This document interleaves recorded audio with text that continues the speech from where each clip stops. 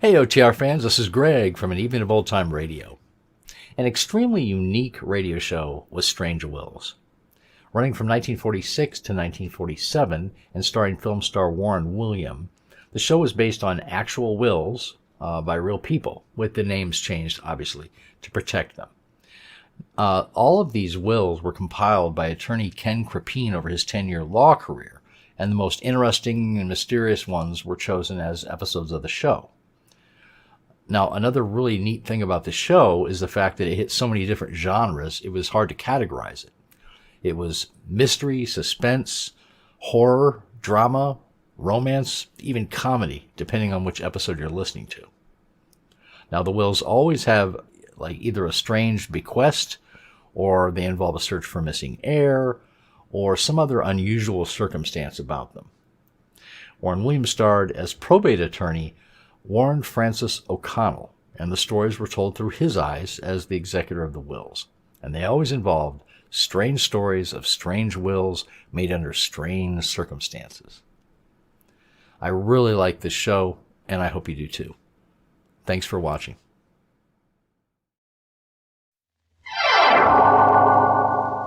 Strange Wills. Starring the distinguished Hollywood actor Warren Williams, and featuring Carlton Young and Howard Culver with an all-star Hollywood cast. Original music by Del Castillo. Dead men's wills are often strange. We cannot attempt to understand them or try to find the answers. We can but tell the story. This is Marvin Miller bringing you sales highlights of radio's newest and most sensational transcribed show, Strange Wills. What makes Strange Wills so outstanding? The answer is simple. These are strange stories of strange wills made under strange circumstances. They are unusual, different, exciting. Strange Wills is a show that cannot be typed. Suspense, romance, psychological drama, comedy, love, intrigue. Yes, every human emotion, every strange, unusual story behind man's last written declaration is brought forth and dramatized by Hollywood's greatest radio cast. Starring the distinguished Hollywood actor Warren Williams, Strange Wills has in supporting roles a host of names that have made radio history. Names such as Will Wright, John Brown, Carlton Young, Peggy Webber, Lurene Tuttle, Charlie Lung, Perry Ward, and Howard Culver. Strange Wills is written by Ken Crepine, lawyer and writer, who spent over 10 years searching through probate files in courts all over the world for material that would guarantee the finest program ever to be heard on the air. Imagine a program that took 10 years to build. Direction is under the very capable and brilliant producer, Robert Webster Light. All of this means only one thing. Strange Wills is radio fare that is different, exciting, and unusual in story content. There is nothing like it on the air. But now let me substantiate these claims. Let's take romance. In the Strange Wills story, The Prince of Broadway, Harry McNeil, actor's agent, falls desperately in love with his young and beautiful protégée, Judy Morrison. But in the code of the theater, career comes before love. Knowing that he can never put Judy in big time where she belongs, he wills her to his competitor and then joins the RAF. But Judy wouldn't stay put. She searched the battlefields of the world for Harry. And then finally one day in a little hospital just outside Munich, well, let's listen to the scene.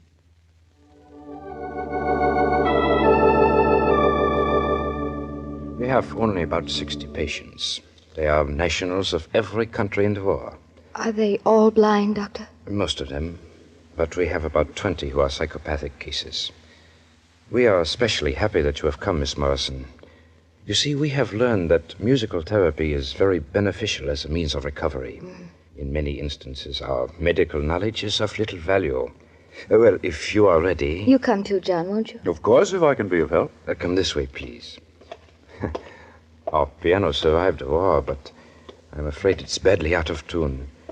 Here we are. Many of them are seriously wounded as well as blind. Oh, John, how horrible. Frau Zimmermann will accompany you. You have your music? Oh, yes, Doctor, here it is. I'll walk around the room as I sing. You see, Doctor, I'm looking for a certain soldier. In fact, I've been looking now for almost 4 years. He's listed as missing in action. What is his name? McNeil. Major Harry McNeil of the Royal Air Force. I am sorry, Miss Morrison, but our records do not show... Yes, I know. I've heard that from London to Berlin. But I'm still looking. When my dream boat comes home, then my dreams no more will roam. I will meet you and greet you, hold you closely, my own.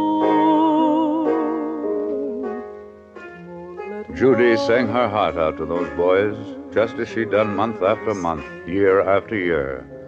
She visited every bed, looking, hoping, praying. Many of the patients were swathed in bandages from head to foot. How she ever hoped to identify Harry was beyond understanding. But as she stood there, literally singing with eyes full of tears, she was a picture I'll never forget. The late afternoon sun came streaming into the room and formed an aura of light over her head. She looked like and was an angel of mercy.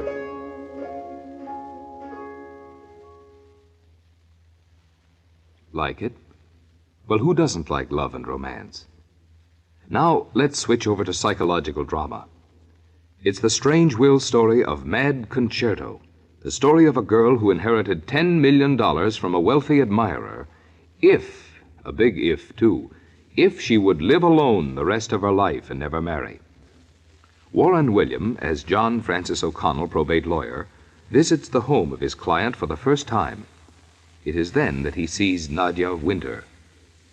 Let's go into the house with him.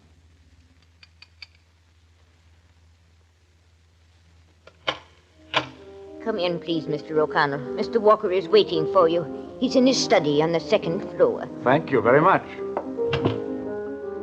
As I entered the door, I stopped. It was like a beautiful dream come true. I mean her, of course.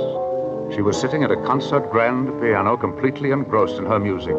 She was exquisite, something out of a picture book. She had a wild, barbarous look, and her blonde hair seemed to keep tempo with the strange, savage music she was playing. As I passed her, she glanced up for just a fleeting moment, and I saw she had brown eyes that seemed to probe deeply into my soul. She held me with a long and tense look, and then I lowered my eyes and followed the servant up the stairs. Who was this strange creature? This most beautiful, most sensuous of women? Even the scent of her exotic perfume reached out like tentacles of doom and encircled me. Unfortunately, I was to learn later. Wonder what happened? Well, how about asking your Teleway's representative to play the whole show? He'll do so gladly. Did you ever hear the story about the man who carved his last will on the back of a woman? He was a pirate, she a lady. After a terrific sea battle in which both ships were sunk, the pirate and the lady ended up on a desolate island. He wanted his estate in England to go to his little island in the Bahamas called Freeland, and the lady was willing. We won't tell you what happened on that lonely island. But in any event, John Francis O'Connell, the first, British barrister and King's agent, accompanied the lady back to England in order to help her claim the pirate's inheritance. Suppose we listen to this thrilling and unforgettable scene from The Lady and the Pirate. My ultimate decision was clearly defined when I accompanied Lady Ruth Carroll back to London in order to help her in proving the last will and testament of Black Richard. We were summoned before the House of Peers. I presented her case. My lords, because of the mitigating circumstances which will be known to you, the last will and testament of the deceased can never be actually filed. But I have brought the sole beneficiary before this august body in order that each of you can personally examine the document. Lady Ruth Carroll, I ask you now to disrobe before the House of Peers. Oh, believe me, my lords, I do not show disrespect to either Lady Ruth Carroll or to you. Rest assured that only her back will be exposed. Are you ready, milady? Yes, Mr. O'Connell. Will you please walk up to the lords, milady, and let them examine your back? And with your permission, milords, I shall read the words tattooed across her back. All to bearer. Signed, Sir George Pemberton, 1724. Many of you remember Sir George Pemberton. He sailed for the colonies 10 years ago. Little was heard of him since, save only that he purchased an island in the Bahamas. But by fate or providence, as you will, Sir George Pemberton lived long enough to carve his last will and testament on the back of his own sister.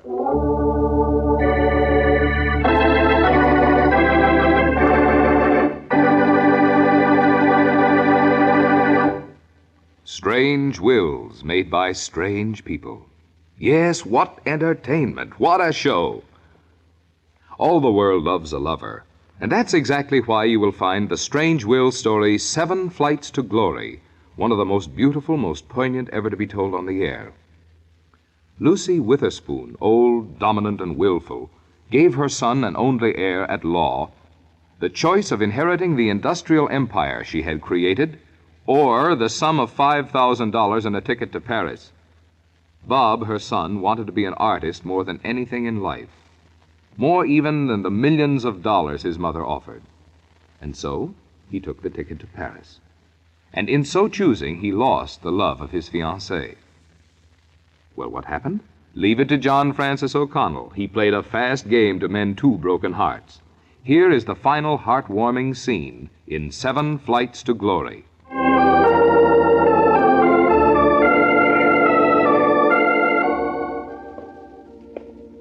This is the last time I'm going to walk up 7 flights for a long time to come. 7 Flights to Glory. A little bit tarnished just now, but I still love it. As soon as you've found a new model, you'll start over? Yes, but no more entanglements. From now on, it's art. Pure, unadulterated art. The next time I hear a girl say money, I'll ring. Here we are. Permit me to open the door. Yeah. John, where did you find that model? What a figure. Golden hair, wonderful proportions. Hey, you, turn around. I want to see the face that comes with that perfect back. Catherine. Kay. Oh, Kay. Bob. Oh, Bob, darling. What on earth are you doing here? How in the... I moved to Paris, Bob. I took a job as a model. Mr. O'Connell offered it to me. You want a model? I can't... It's true, Bob, it's true. I want to be your model. And I'm going to live right here in the Latin Quarter, if you'll let me. Oh, I was so wrong. So wrong. Don't cry, darling. I was wrong, too. But come on, take off that robe and put on your dress, and we'll find a place for you to live. I found one already. You have a place to live? Oh, I don't believe it. Where is it? It's here, Bob. Right here in the studio. Here with all this paint and smells and canvases lying around? Uh-huh. See, I thought we could both live here very nicely. Both live here? Both of us? Yes, darling, both of us. This morning I stopped off and got us a marriage license. I thought maybe we'd still have time. Time to start our glorious adventure? Oh, yes, darling, we have. A lifetime from this day on.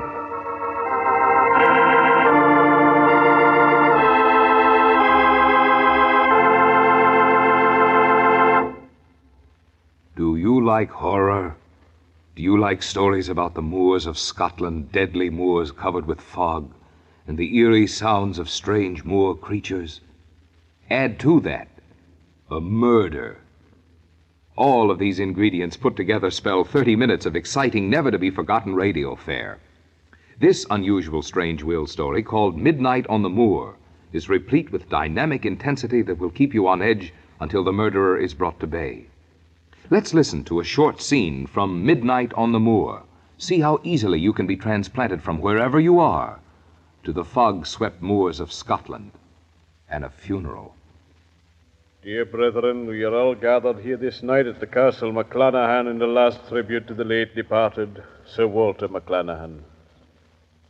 In Mr. O'Connell's absence, I will take upon myself as minister of the gospel the duty of reading the will. According to the wishes of the late deceased Sir Walter MacClanahan, the coffin is to be opened, and his heirs at law will respectfully take seats around the coffin. Will you please wheel in the remains? Aye, right here in this room. That's fine, lad, thank you. And now then, will you please remove the cover? Sit it right over near the fireplace. Would the five of you please draw your chairs up to the foot of the coffin? Oh, how ghastly. Must we sit here and look into his dead face? It was his wish, Mr. Son. He was a peculiar one, my brother Walter was. Ever since that night when Moffat disappeared into the fog. Uncle Andrew, must you bring back... I'm sorry, lassie. I cannot help but think of that night. It made of him a madman. He always said that he would find the murderer of his son before he was laid to rest. This is his last chance. His last chance. Who said adventure? Well, Strange Wills has more than its quota. Let's examine the Strange Wills story, Emeralds Come High. Mix a grizzled old prospector and an emerald mine in the green hell of Columbia. Add the curvaceous and beautiful Patsy Bubbles Moran, queen of burlesque. Add to that a handsome young mining engineer. Sprinkle lightly with headhunters who capture Patsy and make her their queen. Drop into this concoction the rhythmic beat of jungle drums, of a burlesque dance deep in the heart of the Colombian jungle. Shake well. And, well, let's really give it a shake and see what comes out.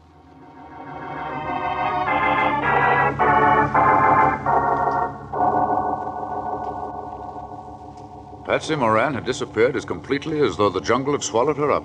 We searched everywhere, but not a single clue could we find. Steve, Peter, and I were forced to the conclusion that she'd been captured by the headhunters. As soon as the storm abated, we decided to increase the perimeter of our search. By twos, we spread out in an ever-widening circle. A little later... Bossman! Bossman, come! That's Tulu. That's Tulu. He must have found something. Let's hurry. Coming, Tulu. See, Bossman, on tree. Tulu find hair, red hair. Hey, that belongs to Patsy, all right. Now let's look around and try to find some more. We can trail her right to their village if we're lucky. Here's another one over here. Looks as though Patsy is deliberately letting her hair get caught in the underbrush. She's showing us the way. Drums beat closer. We're getting closer to their encampment now. Be careful where you step. We can't let them hear us. Shh. Look, over here between these bushes. That's the village, all right. What's going on? I can't see. Looks like they're having their ceremonial dance. All of the Hibaro tribe are sitting in a semicircle. Someone must be dancing. See how they keep swaying to the throb of the drums? That's their dance of victory. I hope that doesn't I don't think we're too late. They all dance around a new head. Now only one is dancing. I'll go up closer. Wait here. Hey, crawl over here. We can see everything. One at a time. You go first, John. Take a look, John. There's a sight to remember. Shades of Minsky. It's Patsy, and she's dancing. What a dance. Broadway never saw anything like that. We've got to let her know we're here. Wait, with all these birds raising bedlam around us, I think I can do it. What are you going to do? I'll give her the wolf whistle. She'll recognize that. She didn't hear you. Do it again. She heard it. Hey, she's giving us a message. Heard you, heard you. Dancing too. Save my head. They want to make me their queen. Come back tonight. Same place. See you then. See you then.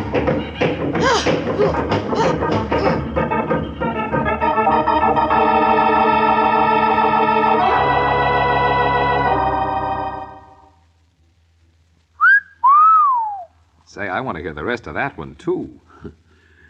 Strange Wills. All right, let's admit it. Have you heard anything on the air as versatile, as strikingly different? But listen, we're coming up with thrills and chills. In this next Strange Will chapter, entitled Margin for Love, Tim Ryan is scheduled to die in the electric chair for a murder of which he is innocent. John Francis O'Connell, admirably played by Warren William, learns of his innocence just 30 minutes before the switch is to be thrown at the state prison. He is attempting to reach the governor to tell him of the news. It is 30 minutes to midnight, and a storm is raging over the state. Let's listen to this most thrilling scene from Margin for Love.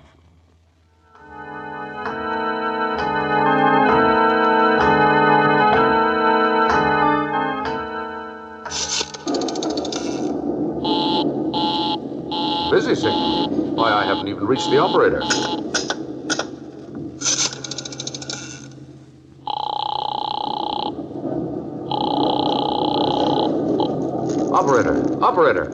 Operator! Number, please. Operator, listen to me. This is John Francis O'Connell, attorney at law. Put in a long-distance call to the governor's residence for me. A man is scheduled to die in 17 minutes. One moment, please. I'll connect you with long distance. Oh, all right. Long distance? Long distance. This is John O'Connell, attorney at law. I want to place a call, an emergency call to the governor's residence. A man's life I'm sorry, sir, but there'll be a slight delay. All of the circuits are busy. Oh, hang the circuits. I tell you, a man's life is in danger. A man is to die at midnight. I tell you... One moment, please. I'll connect you with my supervisor. Oh, hang the supervisor. I want the governor's mansion. This is the supervisor speaking. Supervisor, listen. In just 9 minutes, a man is scheduled to die in the electric chair. I have evidence to save him. I'm sorry, sir. I can't make out what you're saying. Supervisor, don't leave the line. I want the governor. The governor. Do you understand me? Get me the governor. One moment, please. I'll try and connect you. John, I'm frightened. Only 5 minutes to midnight. Only 5 minutes. No, I'll have him in a moment.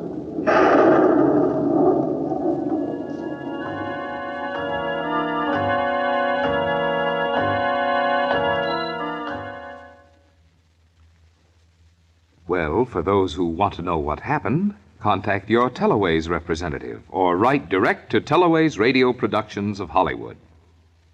It's a smash ending unsurpassed in modern radio drama and loaded from start to finish with suspense. Did I hear a quiet, well-modulated voice say, "Give me music"? Well, good. I wholeheartedly agree. Let's take out the Strange Will show called Emily. We will hear the music of the masters. Emily is the story of a violin made by that great craftsman Antonio Stradivari way back in 1732. Emily is the life story of that violin, the only violin that the great master named after a girl, the girl he deeply loved and never married because she became a nun. What happened to Emily down through the centuries is a classic of modern storytelling. How she grew in tone and stature, how she laughed with the gypsies and cried under a dictator, makes one of the most beautiful stories of all times. Let's listen for a few minutes to a scene of this great radio show. Emily has been stolen by the gypsies.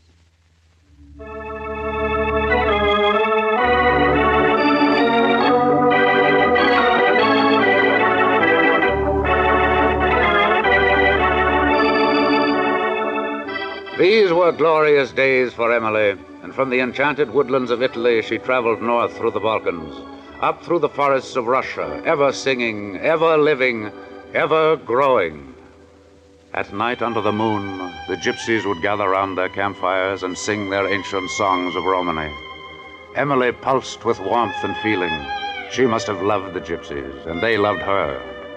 For almost 30 years, she traveled from the steppes of Russia to the sunny provincial towns of Spain. One day, the little gypsy band entered Vienna.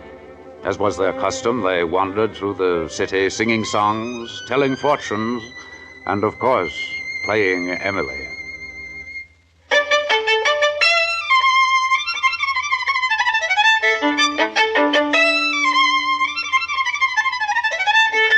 As they played their wild gypsy music, a man opened his window in the Oden house and looked down into the street. Hey, they're gypsies! Who gives a Paganini competition? Who owns that violin? It belongs to us, Maestro Paganini. To us, the gypsies of Romany. I want to look at it. Bring it up, please, to Suite 200. But we are not allowed to enter the public buildings, Maestro. We are gypsies. It is against the law. When the Paganini says to enter, you enter. With a violin such as you have, you could storm the very gates of paradise. Come in, I say.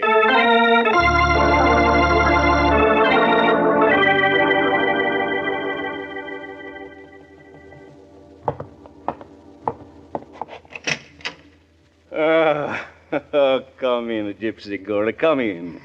Thank you. Thank you, Maestro Paganini. Hey, but where are the others? I invited them all. Oh, they will wait for me outside. We gypsies are not worthy of the invitation of the great Maestro. You gypsies. What simple children you are. You cry and laugh, much as the children do. But I envy you. I, Maestro Paganini, envy you with my whole heart. Envy us gypsies? Oh, Maestro's making fun. No, I speak what is in my heart. I envy you gypsies because you alone know the wonderment of nature. You alone witness the miracles of God. And you alone have the feel of life. Oh, give me the violin, please. I would look at it. Oh, yes. Here it is, Maestro. Let us walk over here to the window. The light is much better. Oh, the workmanship is superb. Oh, wait, let me look inside. There, I see the signature. I knew when I heard the tone I was not mistaken. Antonio Stradivarius, 1732.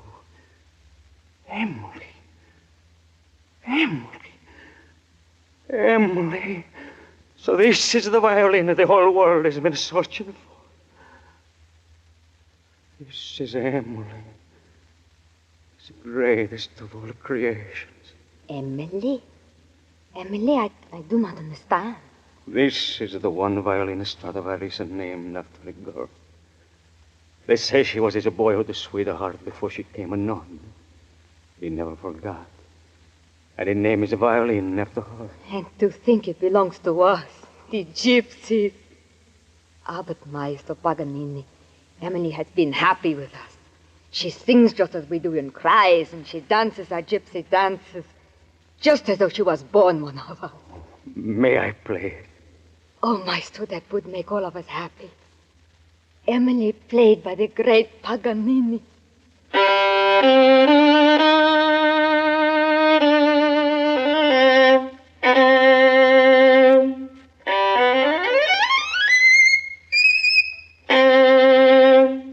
It is divine. I cannot live without. I offer 1,000 lire. 1,000 lire? Oh, no, Maestro. 2,003. No, Maestro Paganini. Oh, no. Oh, how much then? Name of the price. How much to make Emily mine? I must have. You shall not leave this room until we strike a bargain. Gypsies are strange people, Maestro. My father instructed me to tell you that if you love the violin, then it is to be yours. For what price, gypsy girl? The price is this: that you shall play one of our beloved songs of Romany for us now. Look out the window. You see, they stand on the street below, waiting for you to play. Yes, there they stand, all of them, looking up here.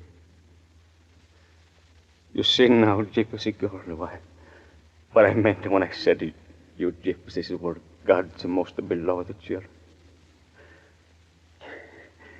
If I cry a little, pay no attention. I'm a silly, sentimental fool. You gypsies below, you shall have your song of Romany, and more. You shall have the eternal love of the great Paganini. I vow you this before the blessed Mother. Viva Maestro Paganini! Viva Maestro Paganini!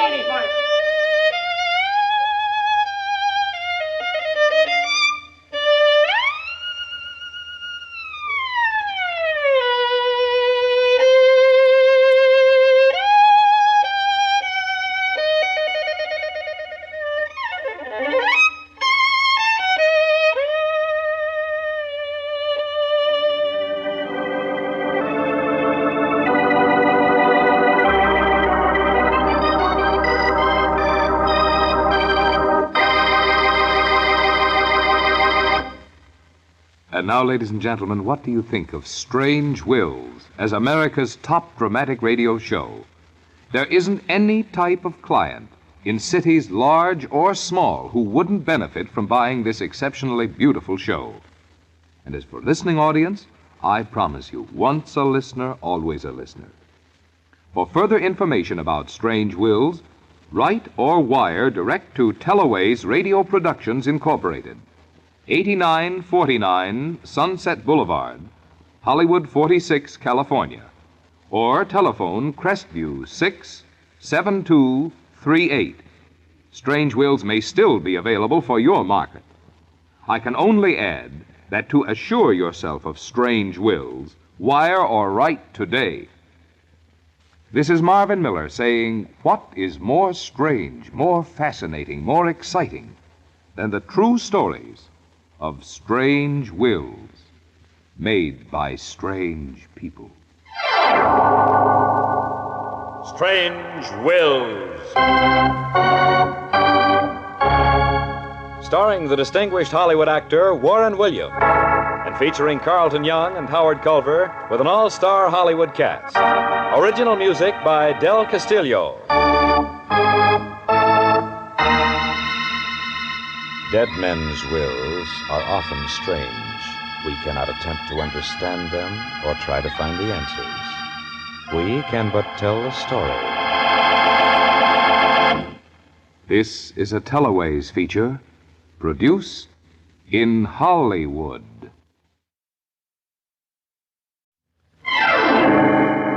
Strange Wills.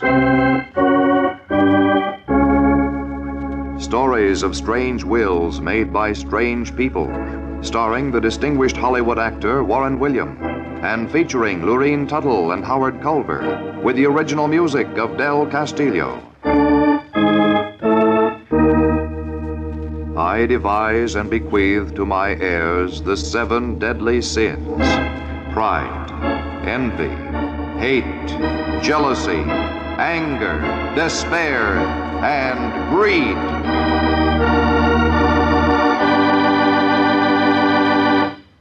And here is Warren Williams. These are the stories of strange wills made by strange people.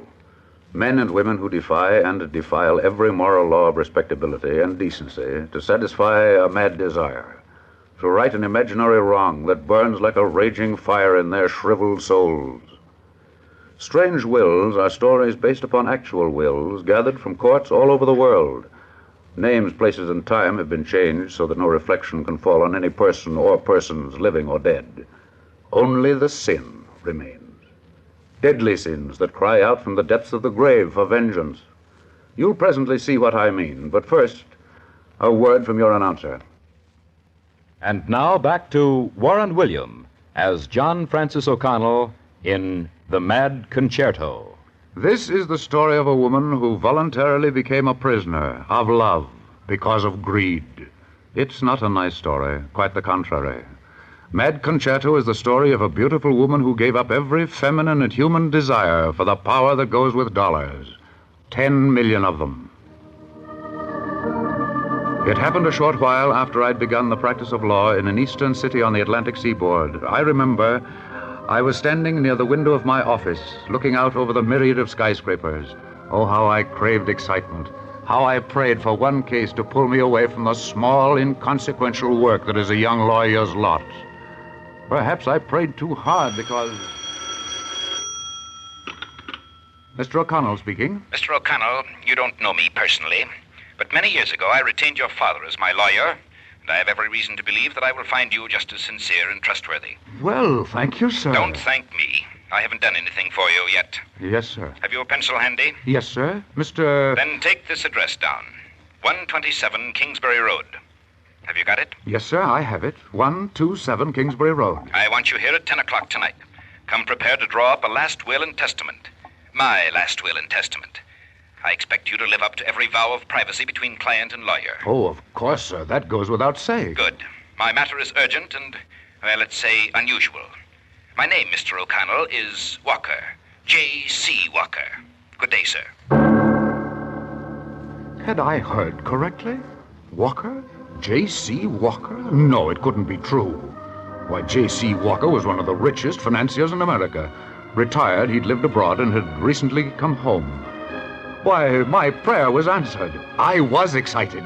I tried to go back to the ordinary office routine, but the clock on the wall stood still. I'll never forget how long that day lasted. At exactly 7 o'clock, I got into my car and began the long 60-mile trip to the country estate of my client. I was tingling with anticipation. You can't drive in there, mister. Private property. I'm looking for 127 Kingsbury Road, Mr. Walker's residence. What's the name? O'Connell. John Francis O'Connell, attorney at law. Oh, yes, go right in. Mr. Walker's expecting you. Thank you.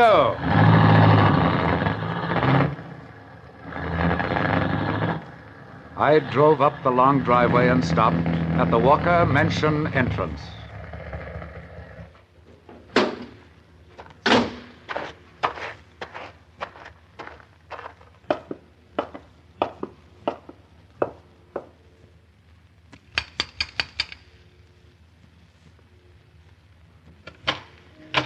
Come in, please, Mr. O'Connell. Mr. Walker is waiting for you. He's in his study on the second floor. Thank you very much. As I entered the door, I stopped. It was like a beautiful dream come true. I mean her, of course. She was sitting at a concert grand piano, completely engrossed in her music. She was exquisite, something out of a picture book. She had a wild, barbarous look, and her blonde hair seemed to keep tempo with the strange, savage music she was playing. As I passed her, she glanced up for just a fleeting moment, and I saw she had brown eyes that seemed to probe deeply into my soul. She held me with a long and tense look, and then I lowered my eyes and followed the servant up the stairs. Who was this strange creature? This most beautiful, most sensuous of women? Even the scent of her exotic perfume reached out like tentacles of doom and encircled me. Unfortunately, I was to learn later. Glad you're here, O'Connell. Sit down over here by my desk and we'll go to work. Thank you, sir. I feel very honored. Don't be. You may yet rue the day I called you. Drink? Yes, thank you. Here's to a momentous night. And to your health, Mr. Walker. You gave me a hollow toast, Mr. O'Connell, because my doctor has given me just 2 weeks to settle my affairs and die. Oh, I'm sorry. I'm not unhappy about it. I've made millions, had everything. It's time to let someone else have a chance. Now, here are the bequests I've made. They're all down here on a slip of paper. All but one. And that's what I want to talk to you about. Mr. O'Connell, you saw Nadia playing the piano as you entered, didn't you? Oh, yes, sir, I did. I think she's very unusual, very lovely, very... Mr. O'Connell, you're out here to draw a will. Yes, sir. O'Connell, I love Nadia. I love her because she is a genius. I recognized her unusual talent from the first day I met her in Vienna, almost 9 years ago. I'd read that Nadia Winter was making her debut at the Wilhelmstrasse Theater, and I attended. Yes, and stayed to worship at the throne of genius. Never in my life had I seen such technique, such warmth and feeling. I remember as she was ending her final number.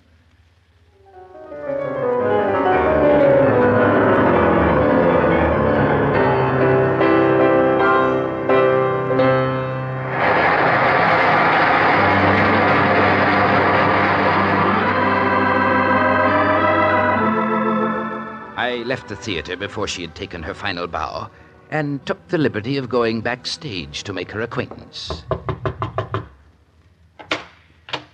Yes? My card, Miss Winter. I hope you'll pardon this intrusion, but as a sincere lover of music, I could not refrain I'm from... very thankful for your interest, Mr. Walker. Won't you sit down, please? Yes, thank you. I won't detain you for more than a moment. Perhaps you'll be made happy with what I have to tell you. What? It's simply this. I'm old, retired, rich, and frank. And you might add interesting, too, Mr. Walker. Be that as it may. I want to tell you that your work tonight has impressed me tremendously. So much so that I want to help finance the completion of your musical studies here in Europe. And later I will arrange a series of concerts for you throughout the United States. Oh, Mr. Walker. Quite frankly, Miss Winter, I consider you a potential genius, and your talent belongs to all of us. Well, thank you very much, Mr. Walker. I am just a bit confused. All this, it's so unexpected. Of Of course, I realize only too well that a professional career in music is long and tedious and quite expensive as well. There need not be the slightest objection to my offer, Miss Winter. You may rest assured that your private life will remain your own. I will consider your offer in the same frankness in which you have given it, Mr. Walker. Please let me think it over for a day or two. I'm staying at the Tira House. Call me later in the week, and you've been very, very kind. As you can surmise, Nadia finally accepted my offer. I engaged the finest teachers for her, both here and abroad. Through the years, I think she grew to love me. Oh, not me personally, perhaps, but rather that innate sense of security that clings to wealth. Yes, Mr. O'Connell, this is a strange love that has borne strange fruit. I intend to perpetuate it.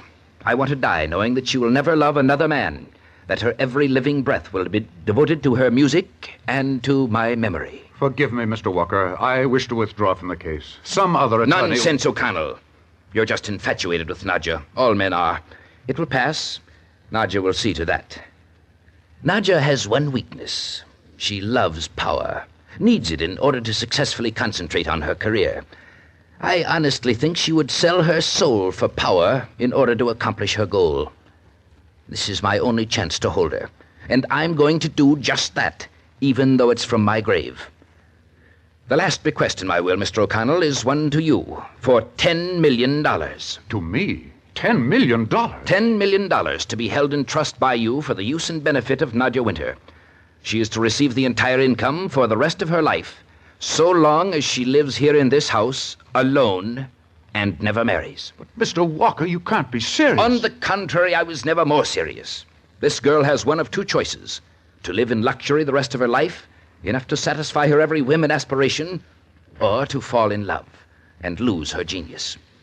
What she will ultimately do rests in the lap of the gods and in the green-eyed monster of greed. The will of James Carlson Walker was duly signed and executed 3 days later. And none too soon, for true to the doctor's prediction, J.C. Walker did not live beyond the following week. Nadja knew nothing of the trust, so I was instructed by the testator to advise her of the fact the day after the funeral. As I was admitted into the Walker residence, Nadja Winter was again at the piano, and her music more emotional, more savage than ever. She didn't hear me enter, and I stood quietly in the darkened shadows of the room. As the music swelled to a crescendo... Oh! I beg your pardon, Miss Winter. I am Mr. O'Connell, John Francis O'Connell, attorney at law. Mr. Walker asked me to come here and discuss certain business matters with you. Oh, please sit down, Mr. O'Connell. And pardon me for not hearing you enter. I was lost in, shall we say, a musical thought. Thank you, Miss Winter. Please don't be so formal, Mr. O'Connell. Call me Nadja. It would make me happy to. Mr. Walker told me just before he died that you would come to see me. Nadja, Mr. Walker has been exceedingly generous with you, in a queer sort of way. I don't understand. He was always most kind and considerate. I don't know if his bequest to you was either kind or considerate, but he was determined that it should be final and absolute. He was always unusual, Mr. O'Connell. That is what made me love him. I never knew what to expect next. Nadja, I am trustee over a fund of a considerable amount of money, $10 million to be exact. You want to receive the entire income from this trust as long as you, well... Oh, come, John, it can't be as bad as that. As long as you live in this house, alone, and never marry. As long as I live here in this house, alone, and never marry. Yes, Nadja. But if you prefer to leave or marry, the money is to go to certain charities. I don't know what to say. Or do. He has made me a prisoner. A prisoner of love. And $10 million to form the bars of my cage. But I want money. I want power more than anything the world or life can offer. And $10 million will get it for me. I'll stay, Mr. O'Connell. Yes, I'll stay. And I'll get everything I want from life. Everything. You wait and see.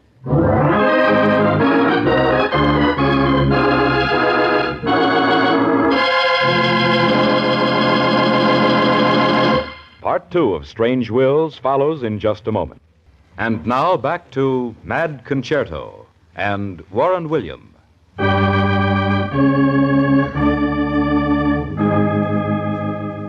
For the first few months, I saw Nadja regularly. She seemed gay and carefree, and her music was light and restful. Then, quite suddenly, I noticed a change. The transition was abrupt. There was a distinct violence in her mood, as if a storm was brewing.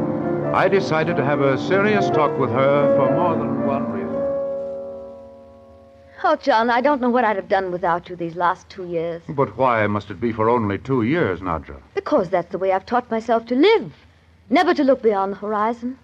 And especially where you're concerned, Mr. Counselor. Nadja, I came over this afternoon to have a serious talk with you. Well, darling, haven't you always found me to be a good listener? Yes, that's the trouble. You listen very dutifully, and very beautifully, too. But somehow I never win my point before this lovely court of law. You simply won't conform to my pattern of reasoning, will you, John? No, because it's fallacious, Nadja. Now listen to me for a moment. For 2 years, you've been working over 8 hours a day on nothing but music.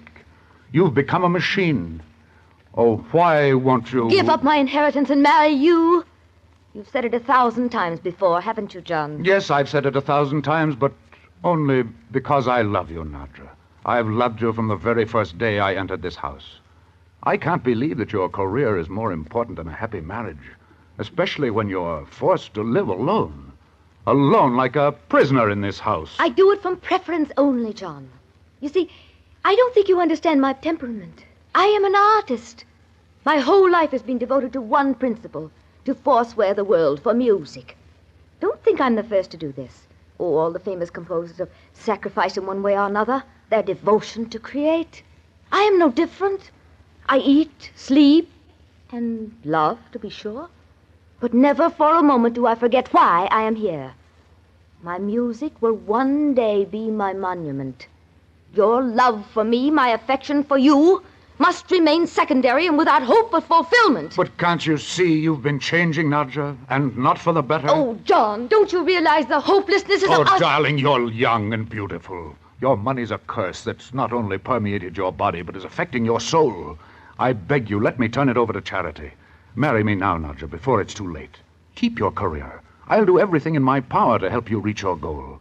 Oh, for the love I bear you, Nadja. Now, today, let's end this nightmare of horror. Stop! Stop! I'll not listen to another word! John, I have never really loved a human being.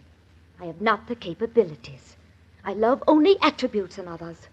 I love James Walker because he represented power, which to me is the greatest thing in life.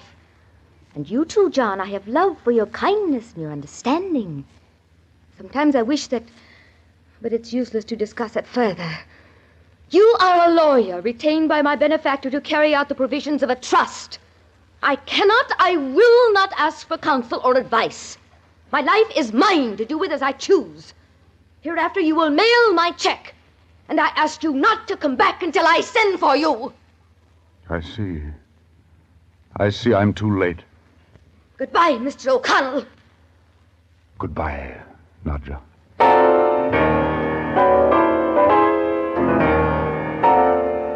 The savage way she turned to the piano horrified me. I left with a heavy heart. Yes, Nadja was losing her battle. Her power had been purchased at the price of freedom and sanity. I rode back to town, deeply depressed.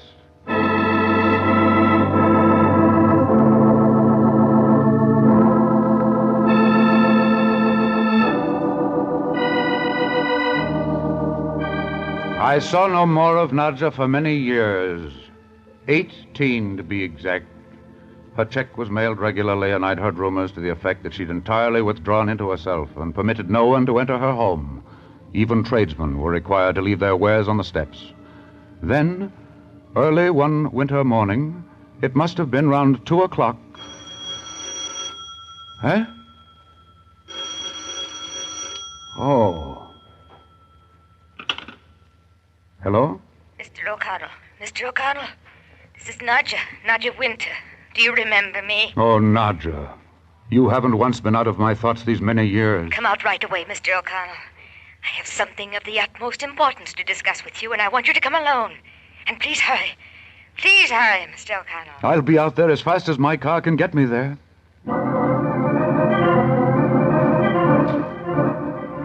In 20 minutes, I'd left the city behind me and was making 60 over ice and snow that begged for caution.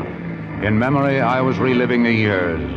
The last time I'd seen Nadja, she was young and breathtaking. But greed had been her bedfellow, and power her counselor. I wanted to see Nadja again more than anything on earth.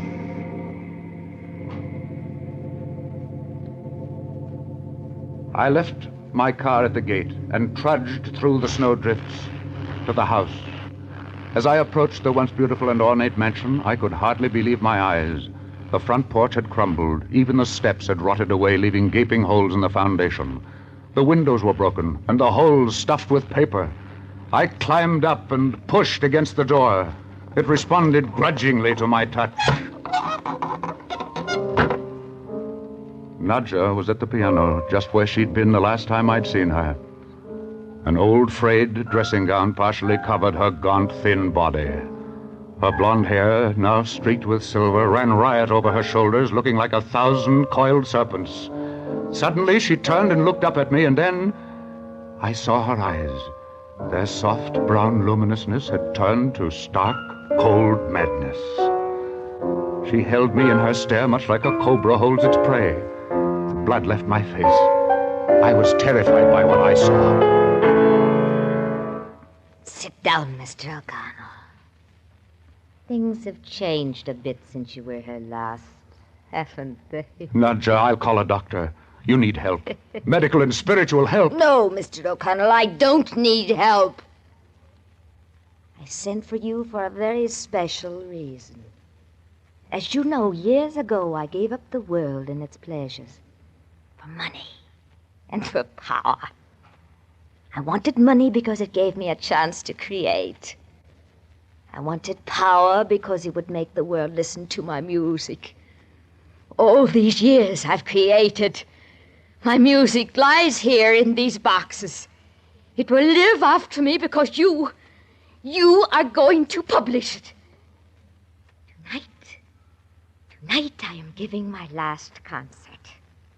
It is my greatest creation of all. I call it Concerto Finale. And you, Mr. O'Connell, shall be the first to hear it. First to hear it.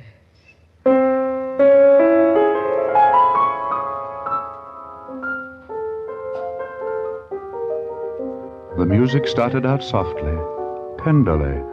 It sounded like the sparkling water of a murmuring brook as it danced lightly along on its way through forest and glen. I imagined it to be the early childhood life of Nadja, when youth was gay and filled with the laughter of crowded childhood.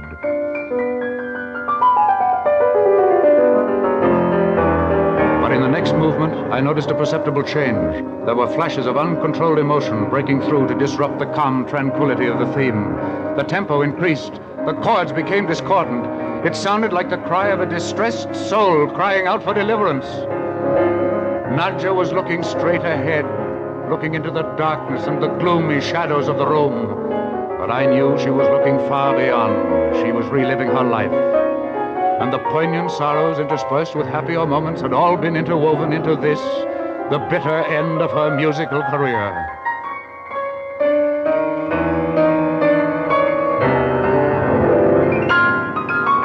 And now she'd entered into the final tragedy of her life. The wild notes shrieked into the room and blended with the moaning of the winter wind. I shuddered. Never had I heard music played like this before. To me, it seemed as if all the diabolical imps from Hades were striking the keys through her fingers. It was the discordant lamentation of the damned. I wiped the perspiration from my forehead in spite of the cold within the room. I must help Nadja and save her music at any cost. Quickly, I formulated a plan. While Nadja was lost in her mad reverie, I'd slip out and phone for medical assistance. I hoped she'd keep playing until I could return. I arose quietly and slipped out of the door and ran down the long, snow-covered path to my car. I could still hear Nadja's music as it swept along in its mad theme of abject misery and despair. Just as I was about to enter my car, I heard a dull rumble come from the direction of the house. I looked up. Great soaring fingers of flame were shooting heavenward. The house was on fire. Even as I hurried back, I knew I was too late. Like something out of Dante's Inferno, this house was becoming the funeral pyre of Nadja and her music. Through the crackling of the flames, I still heard the piano. Nadja was ending her mad concerto. Then, quite suddenly, the whole house collapsed like a tortured soul.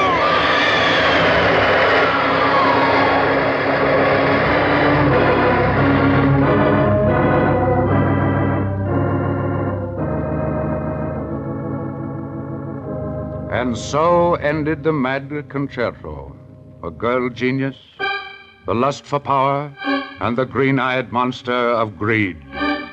But the sin did not die with Nadja Winter. It lives on in the hearts of men and women, secret and unconquered.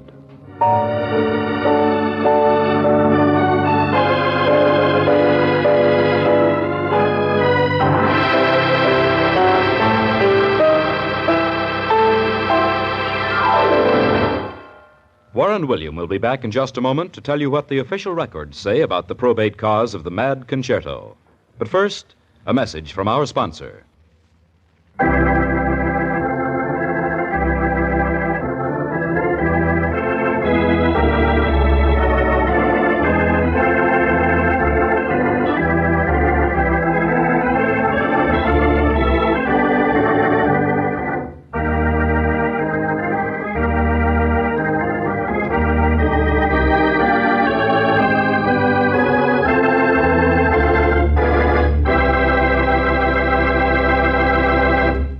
Here again is Warren William.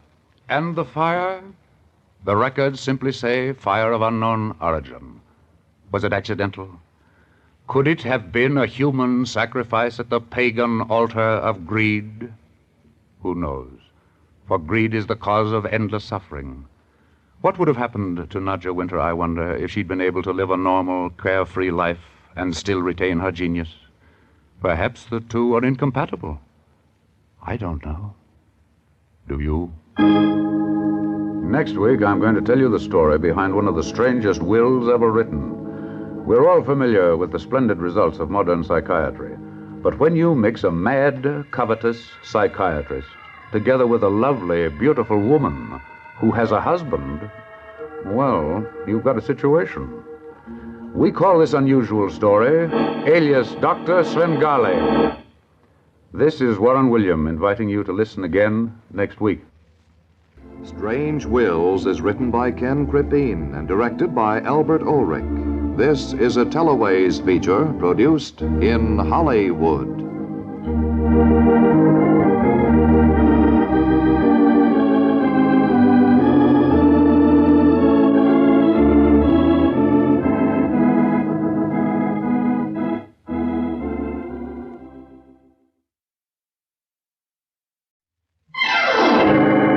Strange Wills. Stories of strange wills made by strange people, starring the distinguished Hollywood actor Warren William, and featuring Marvin Miller and Lurene Tuttle with Howard Culver, and the original music of Del Castillo. I devise and bequeath to my heirs the 7 deadly sins: envy, hate, jealousy, greed, anger, despair, and revenge.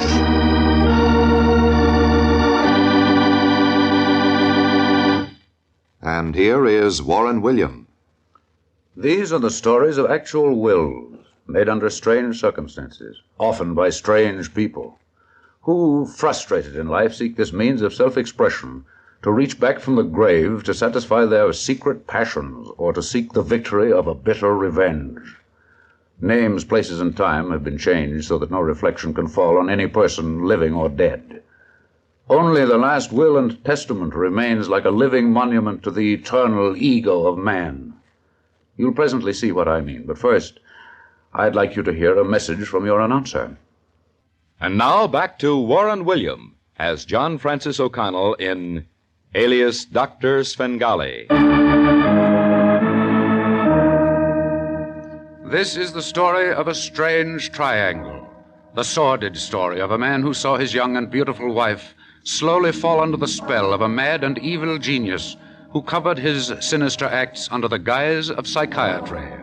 In his last will and testament, Philip Martin, on his deathbed, sought revenge against the person or persons he thought responsible for his murder.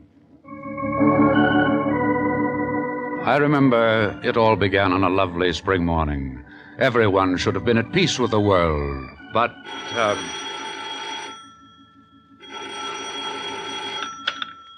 Mr. O'Connell speaking. Mr. O'Connell, this is Mrs. Marilyn Martin, the wife of Philip Martin. Oh, yes, Mrs. Martin. How are you? Oh, Mr. O'Connell, something dreadful has happened.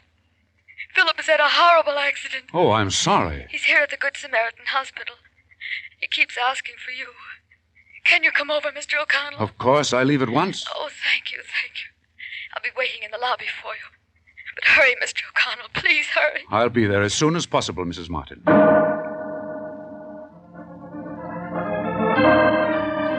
As I drove to the hospital, I wondered what had happened to Philip Martin. I'd seen him on several occasions at different affairs. His reputation had always been excellent, and he had amassed a considerable fortune in the importing business. I remembered, too, that he had married within the last few years, and rumor had it that it was an ideal match. Well, I would soon know. Hello, Mrs. Martin. Tell me what happened. Philip is dying. Early this morning while I was sleeping, I had a dreadful premonition that he was in mortal danger. I ran to his room just in time. Oh, Mr. O'Connell, it was horrible. What did you see, Marilyn? Just as I got to the door, I saw him fall off the balcony. Fall 5 floors to certain death. There, Marilyn. It must have been a horrible shock. I love him so much, Mr. O'Connell. So much. Why did he do it? There was no reason. I'll go up and see him immediately, Marilyn. Tell me, is he conscious? Yes. And he keeps calling for you. They won't let me in his room. He doesn't want to see me, his own wife. I can't understand it. Wait for me here, Marilyn, and I'll talk to Philip. I'll send for you later.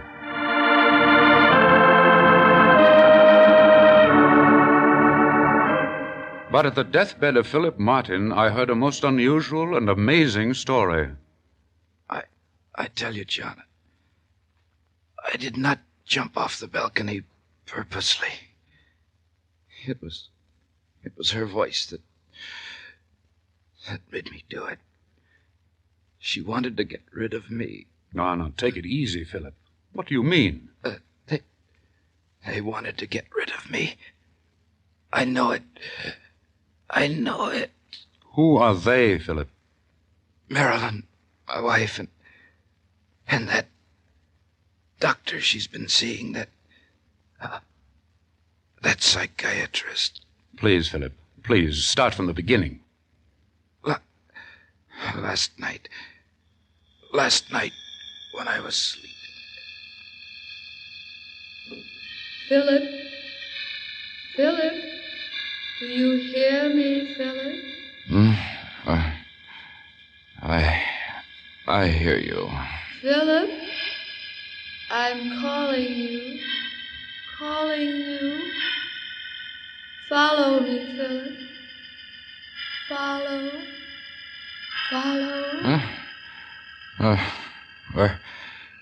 Where are you?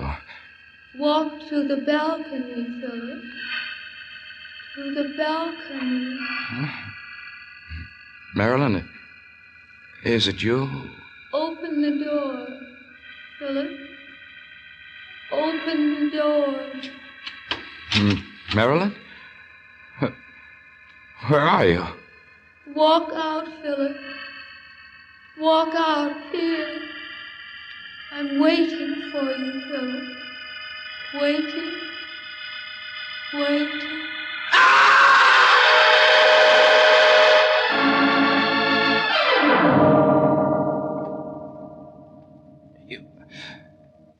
You see, John,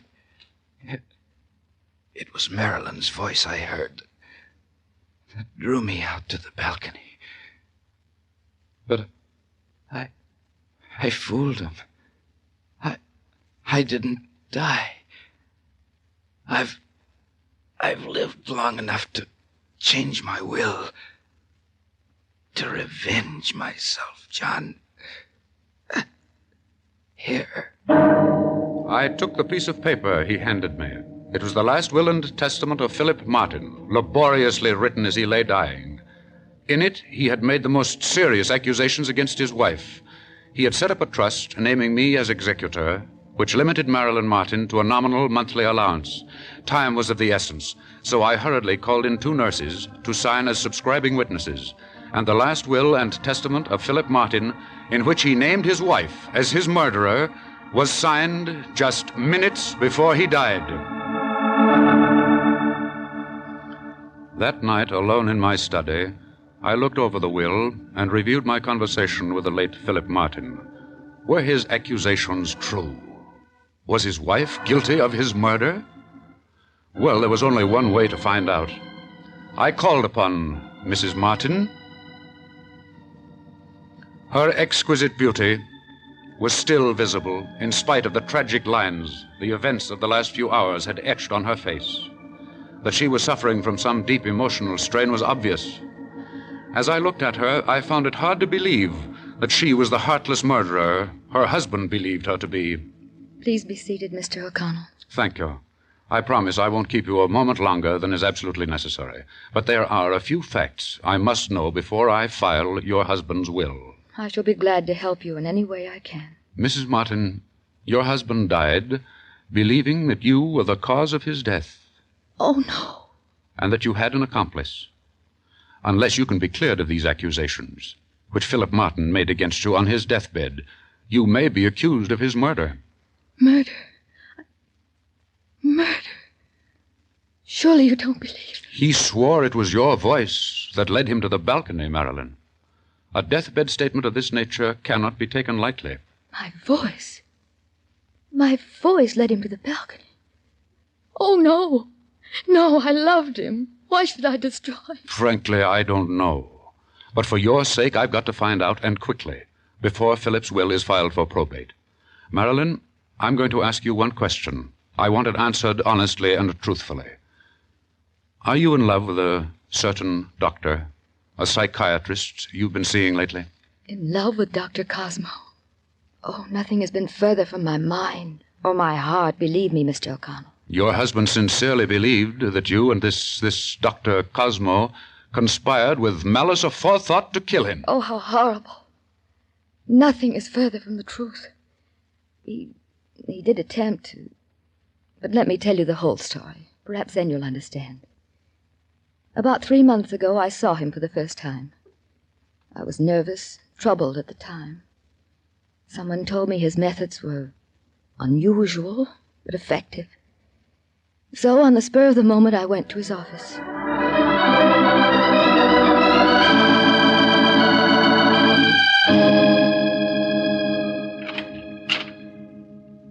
You will please come in, Mrs. Martin. Oh,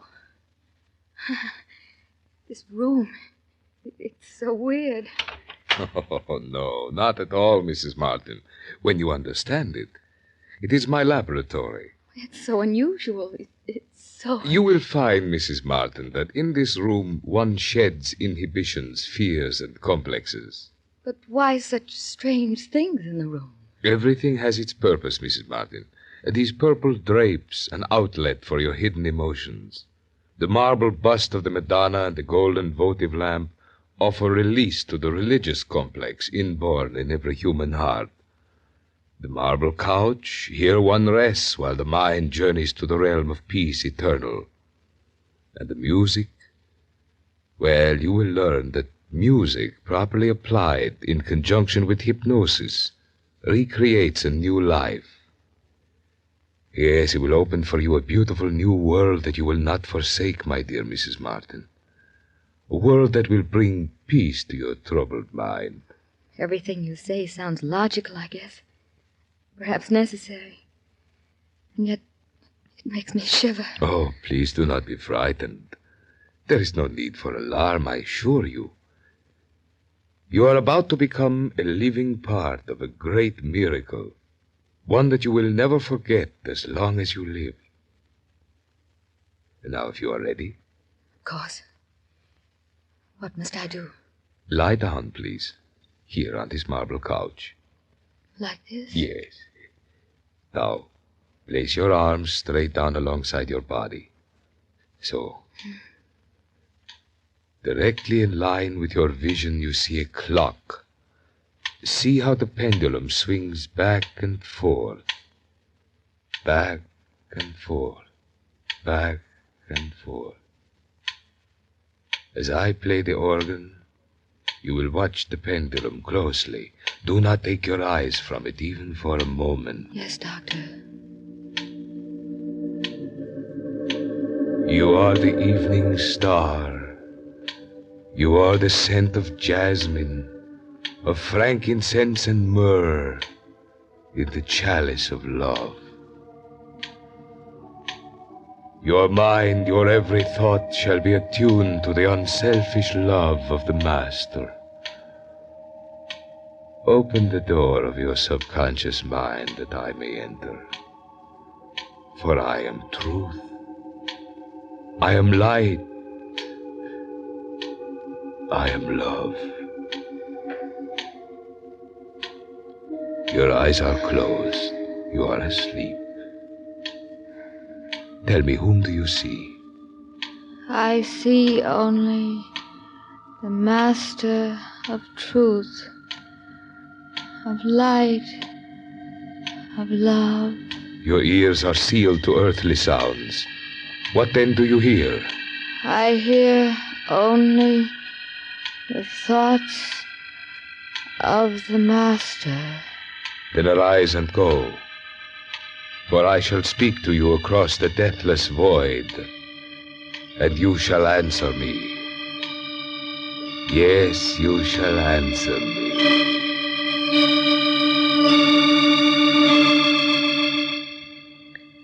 After that, I called on him once or twice a week. Then gradually I noticed that he was becoming more attentive, though I'd given him no cause, really.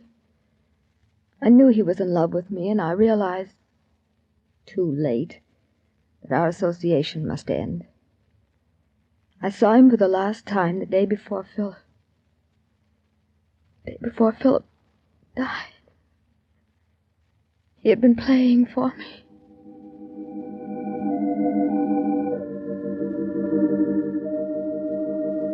Do not try to evade the issue, Marilyn. I love you. I have loved you from the moment you entered my office. You can't escape me, you know that. I can't come here again, Dr. Cosmo. You know that I'm married, and I love my husband. Then I shall destroy him. I shall destroy anyone or anything that stands between us. You shall see. You shall see.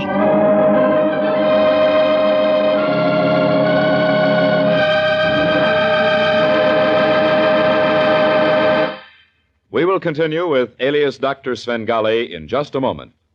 And now back to Alias Dr. Svengali, starring Warren William. Later that night, I called upon Marilyn Martin. She told me of the threat Dr. Cosmo had made against the life of her husband, of how he was able to communicate with her through her subconscious mind. Her confession left me with no alternative. Early the next afternoon, I called Dr. Cosmo. This is Dr. Cosmo speaking. Dr. Cosmo, this is John Francis O'Connell, attorney at law. As you may know, I represent the estate of the late Philip Martin. How does that concern me, Mr. O'Connell? I think you'll better understand, Doctor, when I speak to you personally. Shall we make it, say, at 8 tonight? I would prefer to make it at 10, Mr. O'Connell. Then I shall be at liberty for as long as you like. 10 o'clock, then, Doctor. I will be here.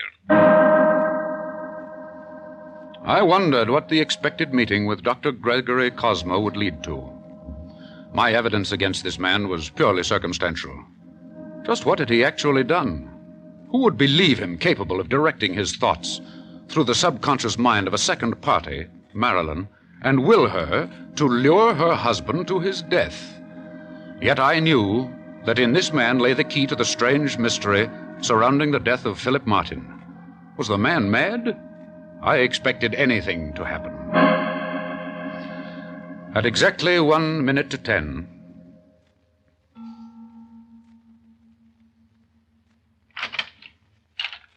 Come in, Mr. O'Connell. Thank you, Doctor.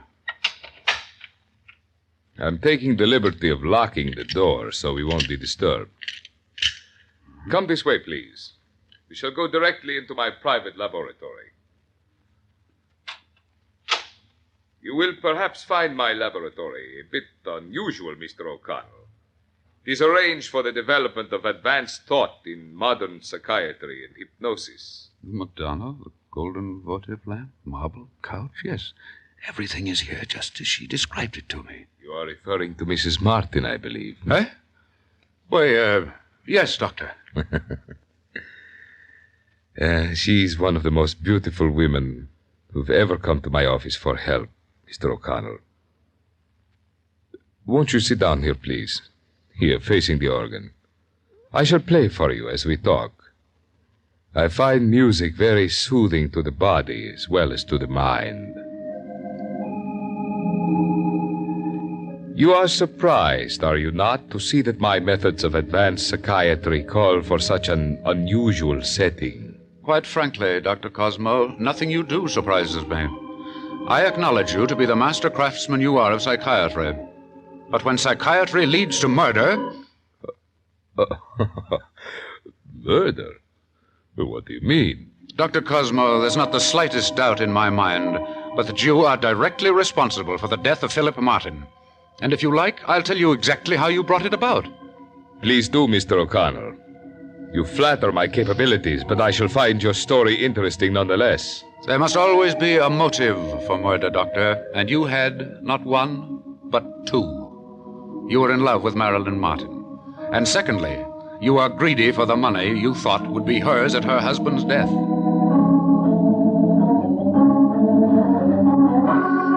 Shall I proceed? Oh, yes, go on, please. I find it very interesting, very entertaining. Very well. You kept Marilyn Martin under a continual state of hypnosis. That's not new, of course. English psychiatrists have done that for many years in cases of advanced neurosis. But in any event, her mind became in actuality your mind. Your thoughts became her thoughts, because in some nefarious way, you were able to implant them in her subconscious mind. Then, you finally decided to go all the way. You were in love with Marilyn. You wanted to possess her more than anything on this earth. So you decided to do away with her husband. You figured out that if you could direct your thoughts into her subconscious mind, why couldn't she transmit these thoughts to the sleeping mind of a third person? In this case, her husband. You tried it, and your experiment was successful. Through the mind of Marilyn Martin, you, Dr. Cosmo, became the voice that drove Philip Martin to suicide. Go on, Mr. O'Connell. I charge you, Dr. Cosmo,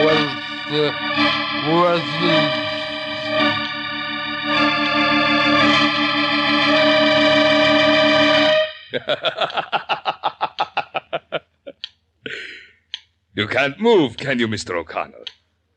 You have lost your power of speech, the physical faculties of motion. You sit there like a statue. You are a statue, because I have willed it. Yes. Mr. O'Connell, you are right. I was the voice. I deliberately and intentionally planned the destruction of Philip Martin, because he stood in my way, just as you are now doing.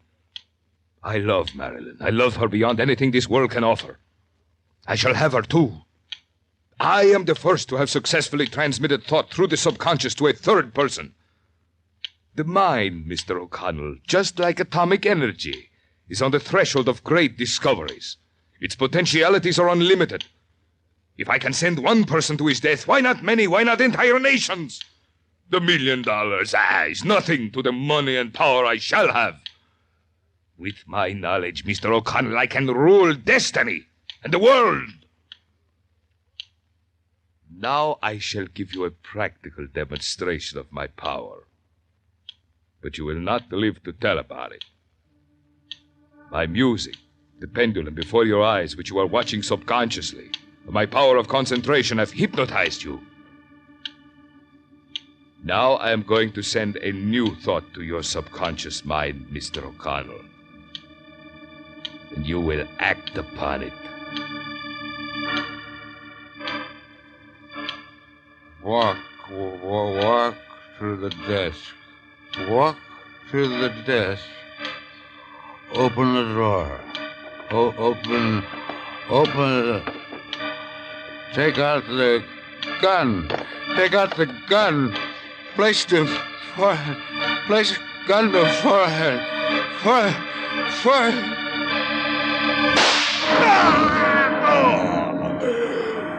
I stopped him just in time, Mr. O'Connell. Just in time. Oh, Marilyn, what are you doing here? Oh, I'm dizzy. Here, let me help you. Sit down for a moment. There's nothing to worry about. Dr. Cosmo was dead. I shot him. But I don't understand. I couldn't rest thinking about you being here alone with him. I knew you were in danger because I alone know what his evil capabilities are. So I drove over, came in through the basement door, and hid behind the curtains. I was here hiding when he brought you into this room. You saw it all, then? I heard, I saw everything. When he began his hypnotic music, I recognized the chords. He used the same strain to put me to sleep. I put my fingers to my ears to keep out the sound.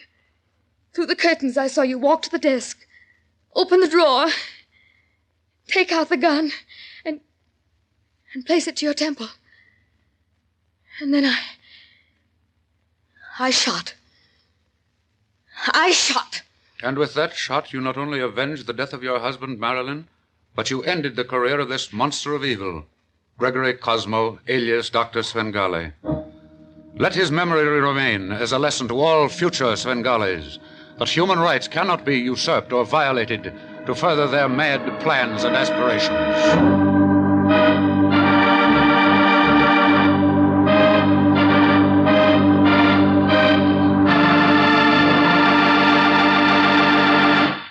Warren William will be back in just a moment to tell you what the official records say about the probate cause of alias Dr. Svengale.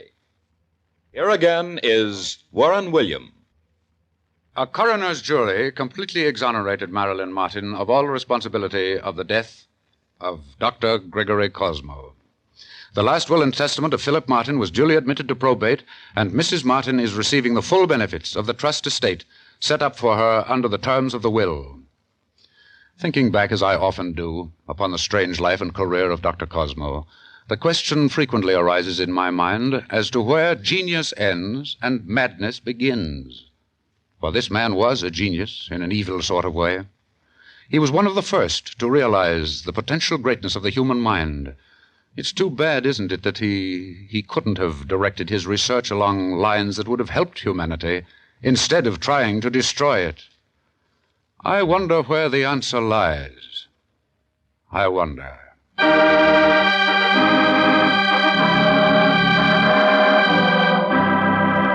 Next week, I shall tell you the strange story of a man who hated his son with an intensity beyond human reasoning or understanding.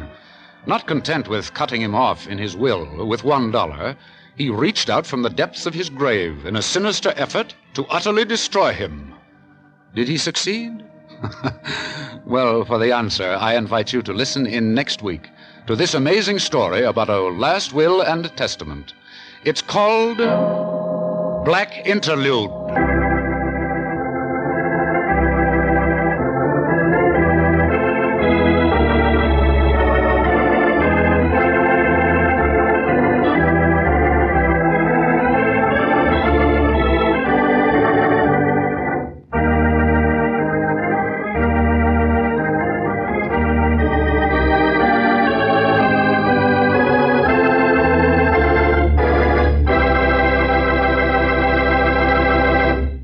This is Warren Williams saying goodbye. Until next week.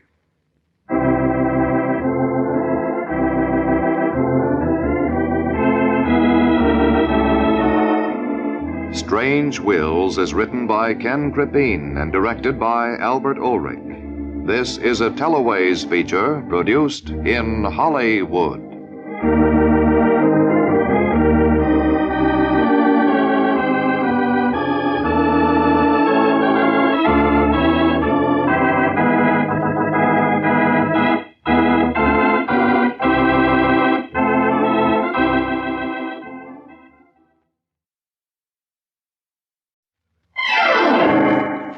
Strange Wills.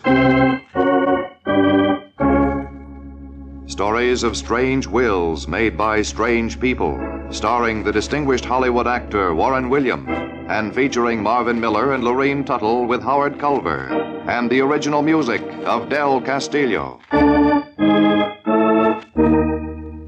I devise and bequeath to my heirs the 7 deadly sins: despair, anger, jealousy, revenge, lust, envy, and hate.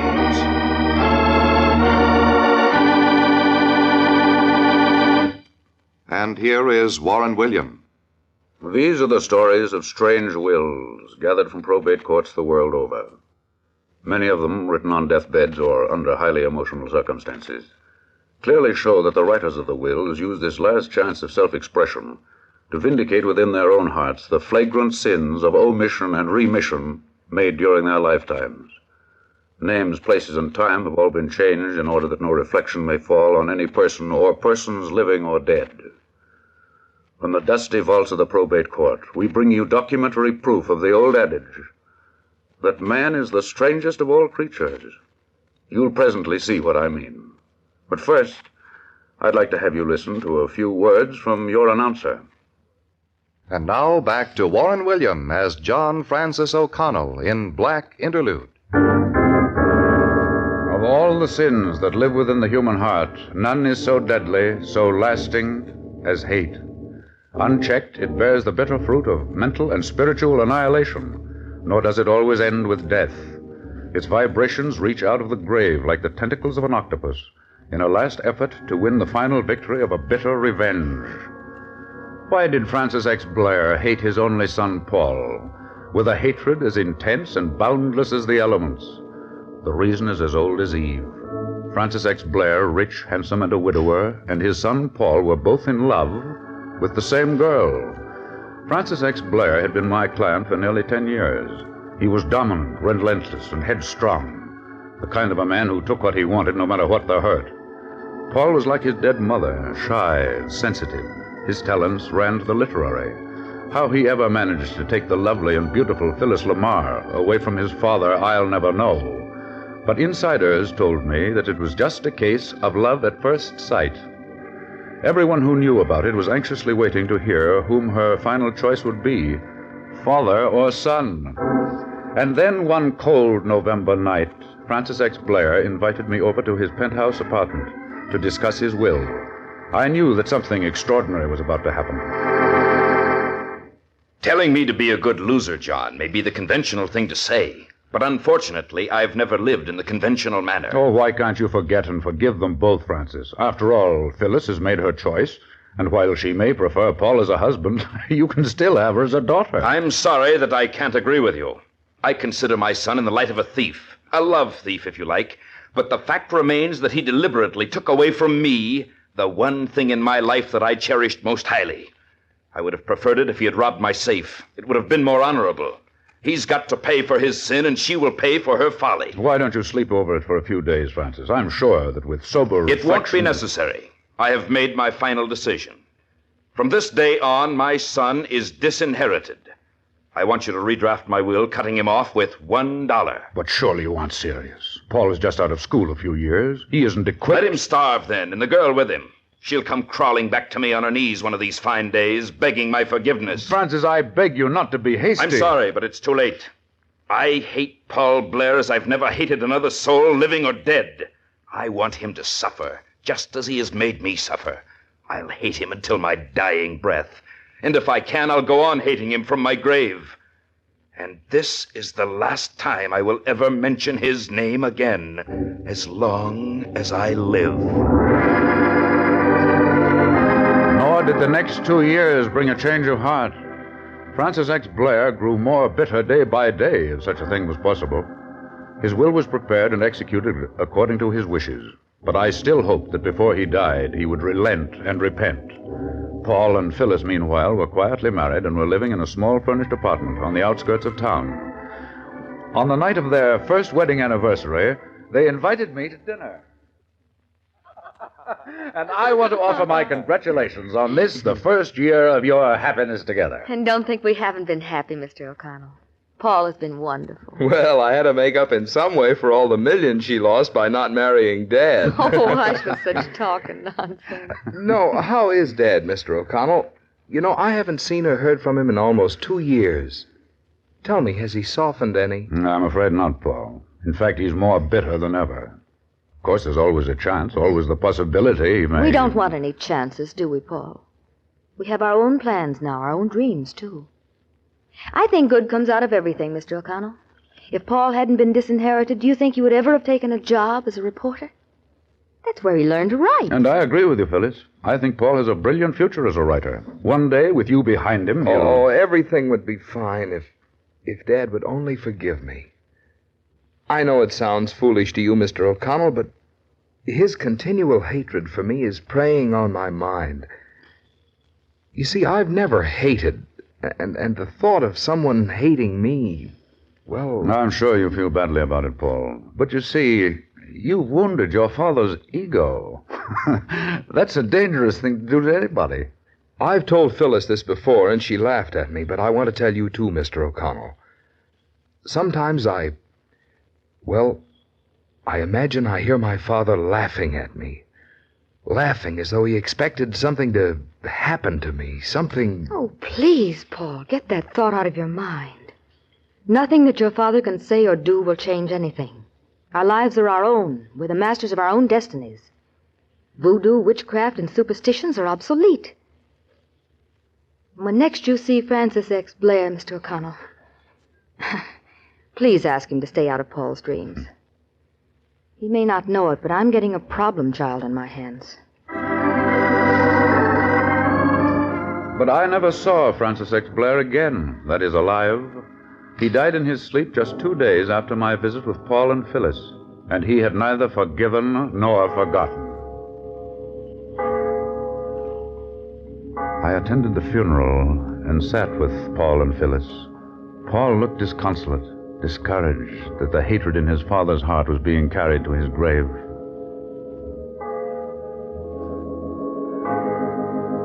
Benedicat vos omnipotens Deus, et Pater et Filius, et Spiritus Sanctus, requiescat in pace. Amen.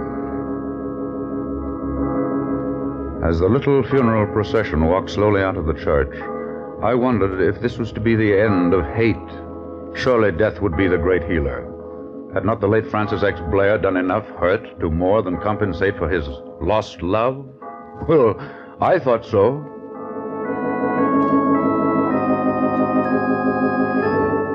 But early one evening, several months later...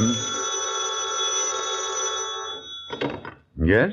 Mr. O'Connell? Yes. Oh, Mr. O'Connell, this is Phyllis Blair. I've only got a minute to speak to you. I'm here at the airport with Paul. We're leaving, Mr. O'Connell, leaving for good. We're flying to the West Coast. For good? Heavens, what's happened? Paul is standing just outside the booth. I don't want him to hear me. Mr. O'Connell, Paul said that he couldn't live here another day. Since his father's death, he's grown worse instead of better. He says that he hears his father still laughing at him. He says if he doesn't go immediately, he's liable to lose his mind. Oh, I've got to go now. He's getting suspicious. Phyllis, I want you to keep in touch with me. I'll help you, both of you, all that I can. Maybe it's best... Hello? Hello? Hello? Number, please. Oh, never mind, operator. So this was it. The hatred of father for son was really living on, coming up like some shrouded ghost from the tomb to encompass and destroy. I recalled the old familiar proverb, hell hath no fury like a woman scorned. I wondered why they stopped with a woman. What about a man? What about the dead? Where did fury end, I wondered.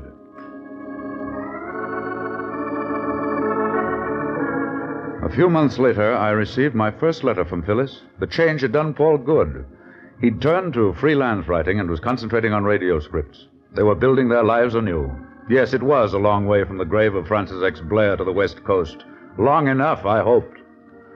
I felt happy about Paul and Phyllis for the first time in months. But one night, quite unexpectedly, I received a telegram. It was from Phyllis. She told me the very thing that I'd been fearing. Paul had been committed. Committed to an institution for the insane. She begged me to come at once, and I saw there was no time to be lost. How to fight against a man dead these many months was a problem that offered no immediate solution. But there had to be an answer. Of that I was sure, and I meant to find it. I left that night by plane to enlist my services in the fight against hate and its vicious allies, the 7 deadly sins. Oh, Mr. O'Connell, I'm so glad you've come. I'm so glad. It's been a nightmare. And I'm glad to be here, too, young lady. I intend to see this thing through, no matter how long it takes. Oh, thank you so much. Just take hold of yourself now until we have this thing licked. First, I want you to tell me everything that happened to Paul since the day you came. Then I hope I'll know what to do. Well, as I told you in my letter, Paul went into radio. His training on the newspaper was excellent, and he turned out several very good scripts. One show in particular, he calls Happy Valley, was seriously considered by several agencies. Paul had written over 30 chapters.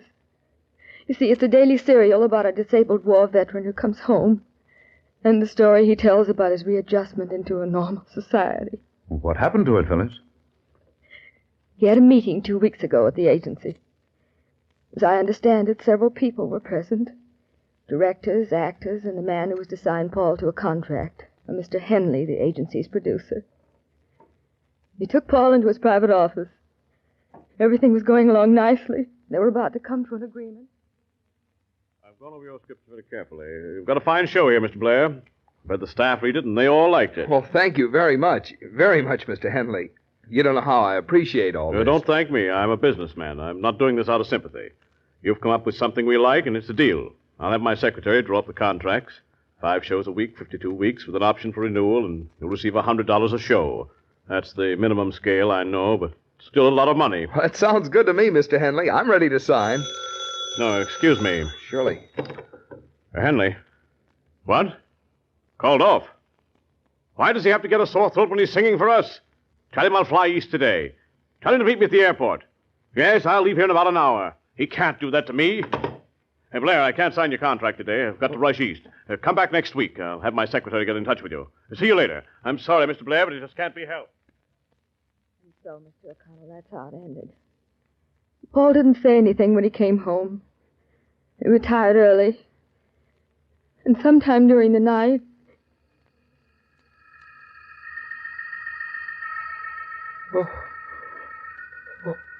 What's that? Who's there? Phyllis! Phyllis!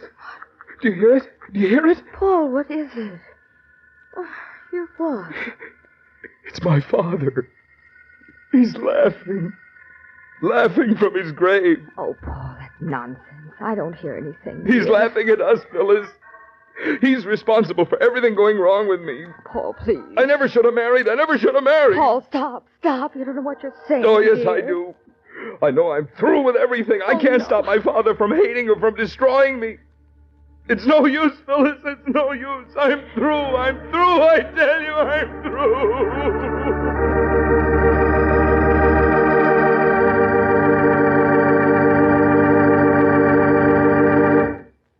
And now back to Black Interlude and Warren William.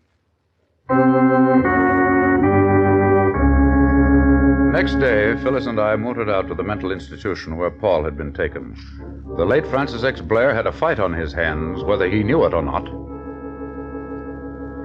For a while, Mr. O'Connell, we thought he was going to recover rapidly, but then he got worse. We've been giving him shock treatments, therapy, the usual correctives for his type of illness, but unfortunately... We appreciate everything that's been done for him, Doctor. But I do have some rather interesting facts, which I hope may be of benefit in treating him. You see, Doctor, I represented his father legally. next hour, I told the doctor what I knew about the strange case of Paul Blair. I told him of a plan I had that might possibly help to restore the young man's reason.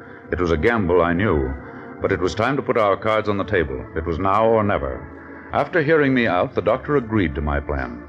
We left without seeing Paul, but in a happier frame of mind.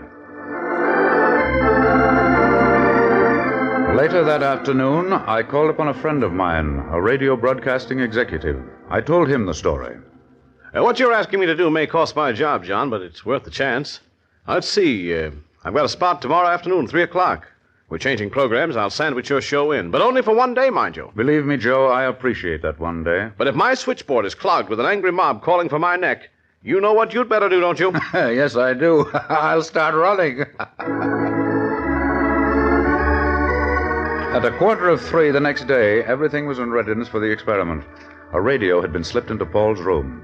Phyllis, the doctor, and I stood outside his partly open door, waiting for the moment that was to lift him from his black interlude or to plunge him forever into the half-world of fantasy.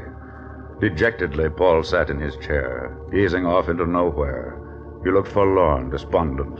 Our plan was a shot in the dark, but we were all praying for it to hit the mark. And then, at 3 o'clock,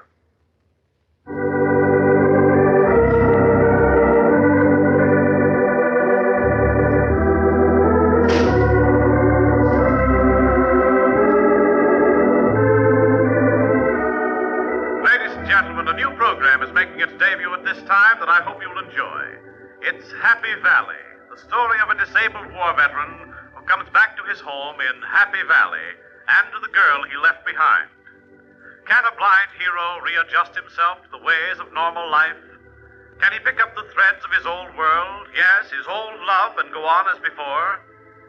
The story of Happy Valley is being reenacted today in towns all over the world. Real, true-to-life stories that have been born in the horror of war.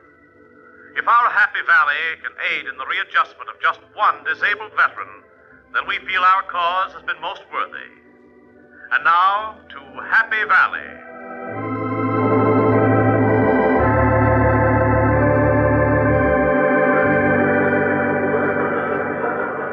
Do you see him? Look, he's heard. He's looking at the radio. Oh, pray, Mr. O'Connell, pray.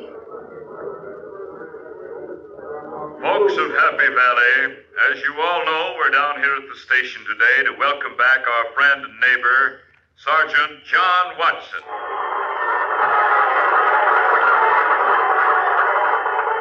5 years ago, he left us to serve his country. He was just a boy then, and now he's coming back, a hero and a man. Look, Doctor. He's walking over to the radio. He's smiling.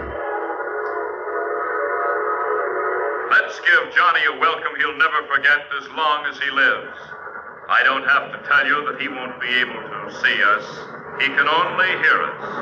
We all know that John Watson is blind. All right now, let's let him know we mean what we say.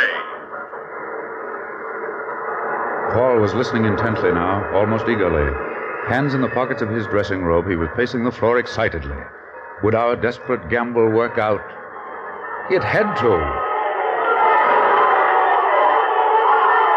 Welcome home, Sergeant Watson. We're all mighty happy to have you back, and we're proud of what you've done, down to the last man of us. I haven't got the key to the town to offer you. You won't need it. Every home here in Happy Valley is your home, son. Yes, all yours, from now on in.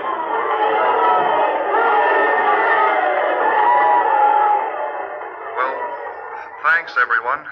Thanks a lot. You don't know what this means to me, after being gone 5 years, and 2 of it spent in a hospital. I can't see you, but I feel you, and it's the best feeling I've had in a long, long time. Oh, Doctor, Mr. O'Connell, look, Paul. He's fallen. Maybe he's... Turn off the radio, please. Go on. Here, Mr. O'Connell, give me a hand. We'll carry him over to the bed. Careful. Move that pillow, Phyllis. Oh, yes, I'm sorry. There we are. Just leave him here, please. I'll ring for the nurse and we'll attend to him immediately. Oh, Doctor, maybe we shouldn't have done this. Well, there's nothing to worry about for the moment. but I'll have to ask both of you to leave now. I'm sorry, Mr. O'Connell, that the experiment didn't work. I'm sorry, too, Doctor. Probably I let my hopes get the better of me. I'll let you know later whether or not this afternoon's experiment had any violent reaction. I'm afraid, Yes, though, Doctor. I'm afraid that I made a jumble of the whole business. Thank you again. I'll call you later. Our return trip was a bitter one. We'd taken a chance and lost. Instead of shocking Paul out of his mental depression, my idea had caused a complete collapse. As we walked slowly into the Blair apartment... Excuse me, Mr. O'Connell. Yes? Is Mr. O'Connell there? This is Joe Parnell at the radio station. I've been trying to locate him for an hour. For you, Mr. O'Connell. Thank you, Phyllis. Hello? John, where in the world have you been? I've called you everywhere. I just this moment came back from the hospital. Well, the switchboard's been swamped all right, just as I was afraid of. Only listen to this. Happy Valley is a smash hit. Hundreds of people have called and wired their congratulations. Well, I'm happy to hear it, Joe. Only For heaven's sakes, only what? that the idea backfired, Joe. Paul Blair heard his show at the hospital and collapsed before it was half over. The shock was too severe. We fear for the very worst. For 3 long, never-ending days, Paul Blair lay unconscious on his bed in the sanatorium. I felt chagrined, angry that I'd permitted myself to take such a desperate chance. I wondered through those long hours of Paul's black interlude whether or not the evil voice of his dead father was reaching him. Had Francis X. Blair achieved his bitter revenge even from the depths of his grave? Phyllis and I waited impatiently to learn the answer. Yes? Mrs. Blair, this is Dr. Fry. Yes, Doctor. What is it? What is it? Paul regained consciousness about an hour ago. I'm very happy to say he appears to be quite rational. He's asking for you. Oh, thank you, Doctor. Thank you.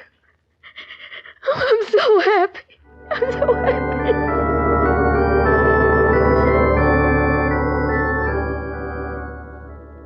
Oh, Paul. Paul, darling. I heard it, Phyllis. I heard Happy Valley. Yes, darling. Oh, it was wonderful. Imagine my show, my first show on the air. Yes, Paul, I know. Mr. O'Connell and I were here when you heard it. Wasn't it wonderful? And you'll be happy to know, Paul, that your show is a smash hit.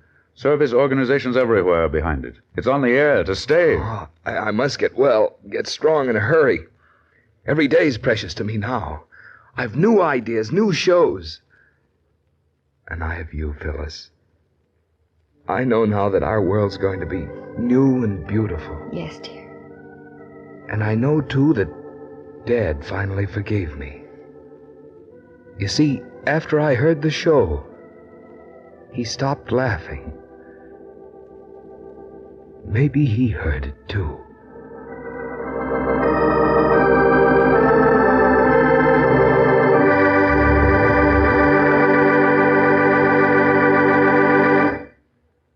Warren William will be back in just a moment to tell you what the official records say about the probate cause of the Black Interlude.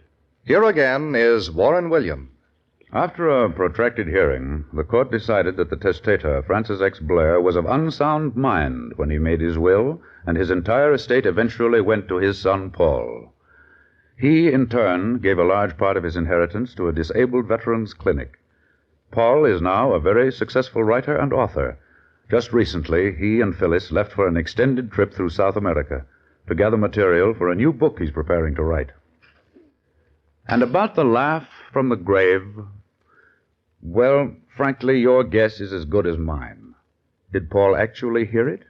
Or was it caused from an oversensitiveness together with a persecution complex? Well, if it's true that love is eternal, why not hate? If the one is possible, why not the other? Yes, why not? Next week, I have a story for you about a last will and a testament that's stranger than any story you've ever read in a book. A pirate and a beautiful girl were shipwrecked on a lonely, deserted island. Unfortunately for him, he was mortally hurt in getting ashore. Because he was possessed of a considerable fortune, and because he felt that he must atone for his past sins, he decided to make a will. But he had no paper, no pencil or ink, And yet he made a written will that found its way back to civilization and the courts. And how did he do it? Well, when you hear the story...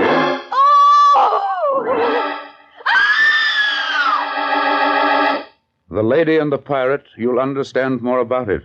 This is Warren William inviting you to listen again next week.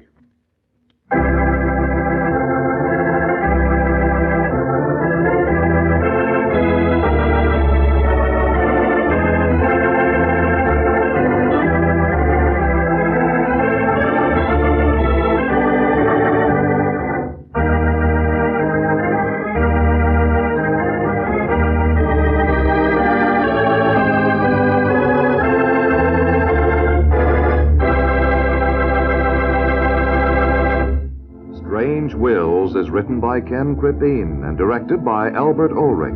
This is a Teleways feature produced in Hollywood.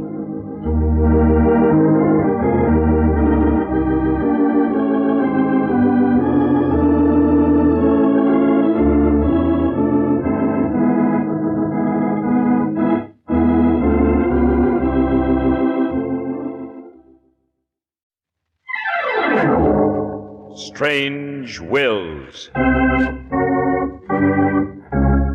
Stories of strange wills made by strange people, starring the distinguished Hollywood actor Warren William, and featuring Perry Ward, Lorene Tuttle, and an all-star Hollywood cast, with the original music of Del Castillo. I devise and bequeath to my heirs the 7 deadly sins: envy, pride, hate, jealousy, despair, greed, and anger.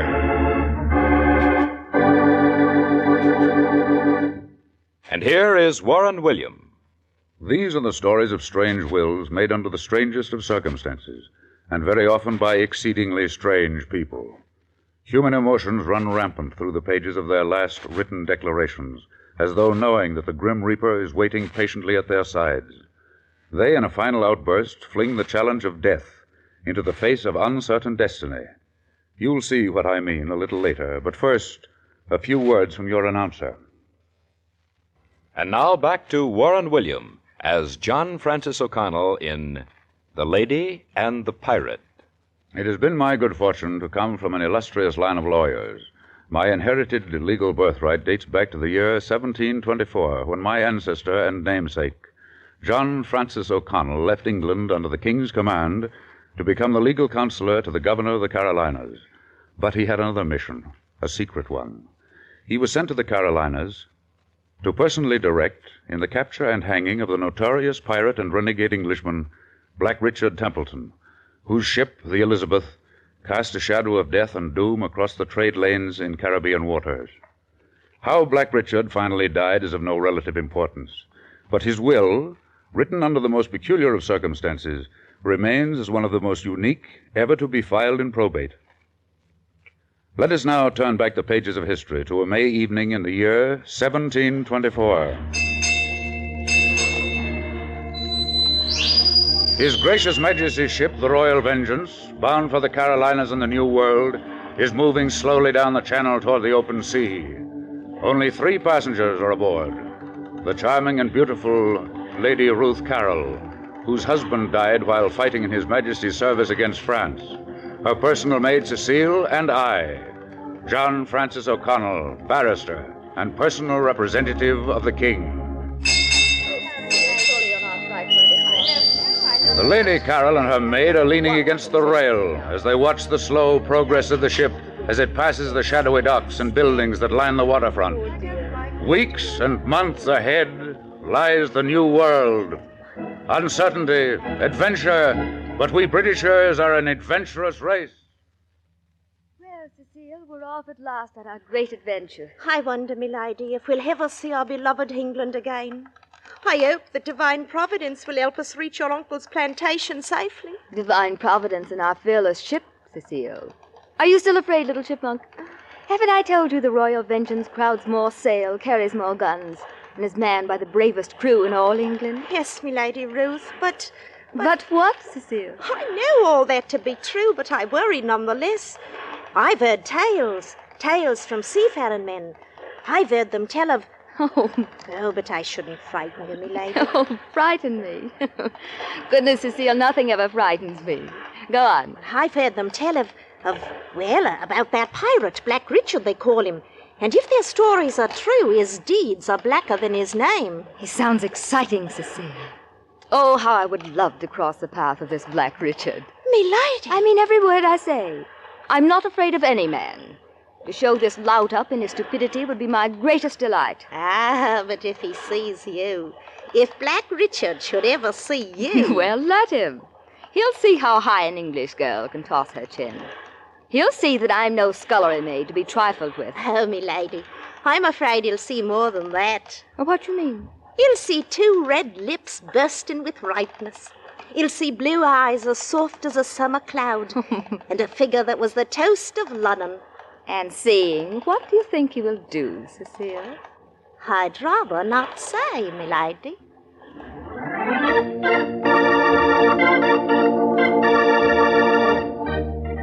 A good ship, the Royal Vengeance, sailed on toward the New World. The weather was brisk. The wind filled every ounce of sail she carried. In less than 6 weeks, she'd put in at the Canaries for supplies and then sailed on. Would the crossing be made without misadventure, without sighting Black Richard? It was inevitable that Lady Ruth Carroll and I should become good friends. It was inevitable, too, that we should discuss what was on everyone's tongue and mind, Black Richard. Late one evening at dinner.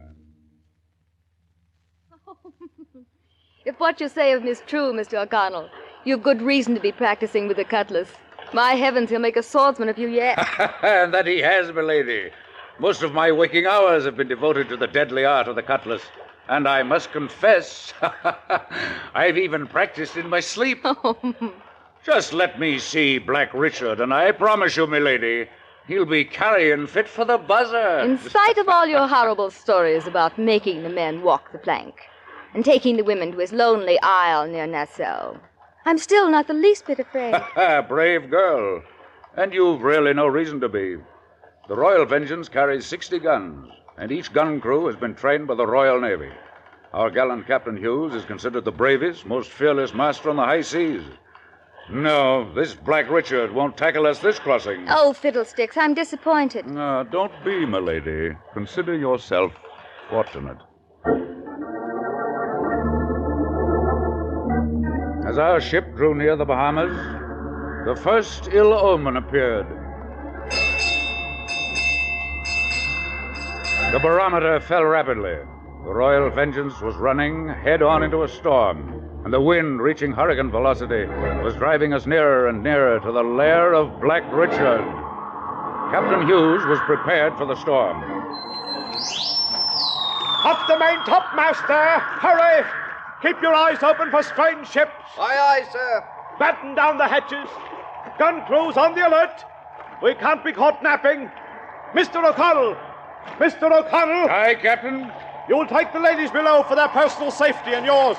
We're going to have dirty weather. Milady, Cecile, you heard we're ordered below. Oh, isn't this storm wonderful? Look at the waves. Oh, sheer mountains. And the wind, how it howls. Like the very devil, if you ask me. Just think, Mr. O'Connell.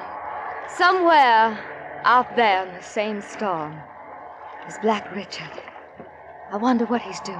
More than likely heading straight for port. I doubt if he enjoys this any more than we do. I heard a sailor say that this is Black Richard's weather. That when the storm is at its worst, he ties himself to the topmast with his spyglass and he looks for ships. And then he follows them in the storm. That's utter nonsense. No man in his right mind. We'd better go below before the captain puts us in chains. Well, at least in the cabin we won't be able to hear the wind. Hold on the rope, Cecile, and you too, milady, or you're liable to be blown right off the ship. That's right. Easy now. There we are. Now down the steps. Rest if you can, Lady Ruth. I'll go on deck. If anything unusual happens, rest assured I'll come back and tell you. The only thing unusual that's going to happen is that I'm getting a funny feeling in my stomach. Oh, why did I ever leave England? I'll never know. I'll never know. Oh, forgive me, my lady. Mr. O'Connell, but I think I'm going to die.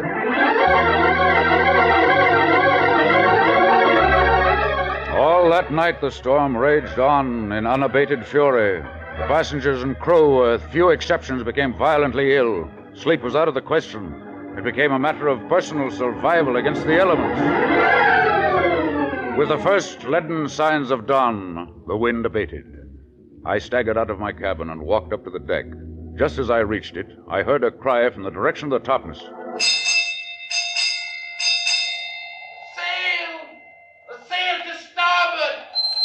Man the guns! Clear the deck! Describe the ship! I can't see her clear, sir. The sea is too heavy. She looks like a frigate. She carries about 40 guns, and she's flying the Union Jack. Lieutenant, send a shot across the bow. Hell, stop her until we can send over a boarding party to examine her papers. She's coming on under full sail. Wait, sir. She's lowering the flag. It's coming down. She's sending up another. I can't... Wait. Yes, it's the Jolly Roger. The skull and the crossbones.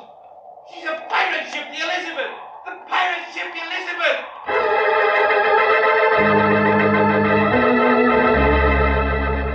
On board, things were in bad shape. The men, weakened from the storm, were in no condition to repel a serious attack. On and on came Black Richard's ship, and then, when we were in cannon range... All hands on deck to repel the attack! Stand by for action! Chop away the broken mast and clear the debris! Gun crews, break her fore and aft! Be alive there! Mr. O'Connell, you'll go below and assist Lady Carol and her maid to escape should we found her or be taken. But, Captain... That's an order, Mr. O'Connell. Aye, sir, and God save the Royal Vengeance. Yes, Mr. O'Connell. God save the Royal Vengeance.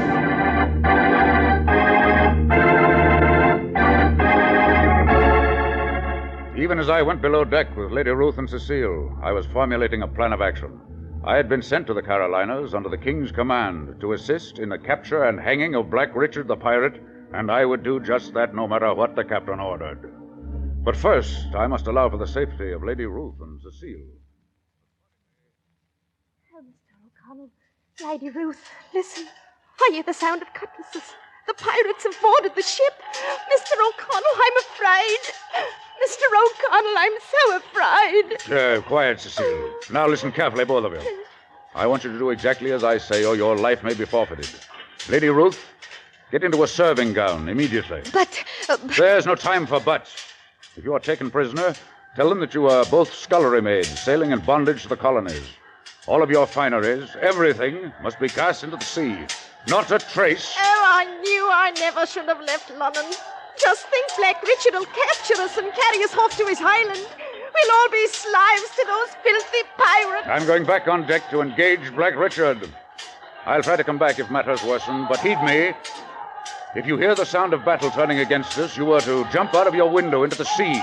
That's an order. Still, the great barrister would have us cast ourselves into the sea. Death before dishonor and all that belly rot. I say, give me a cutlass. I'll fight You'll these. do as I say, young lady. But I can't swim. I can't. Quiet, both of you. As you can see, the water is covered with debris from the battle. If necessary, hang on to anything within reach and trust to God's providence.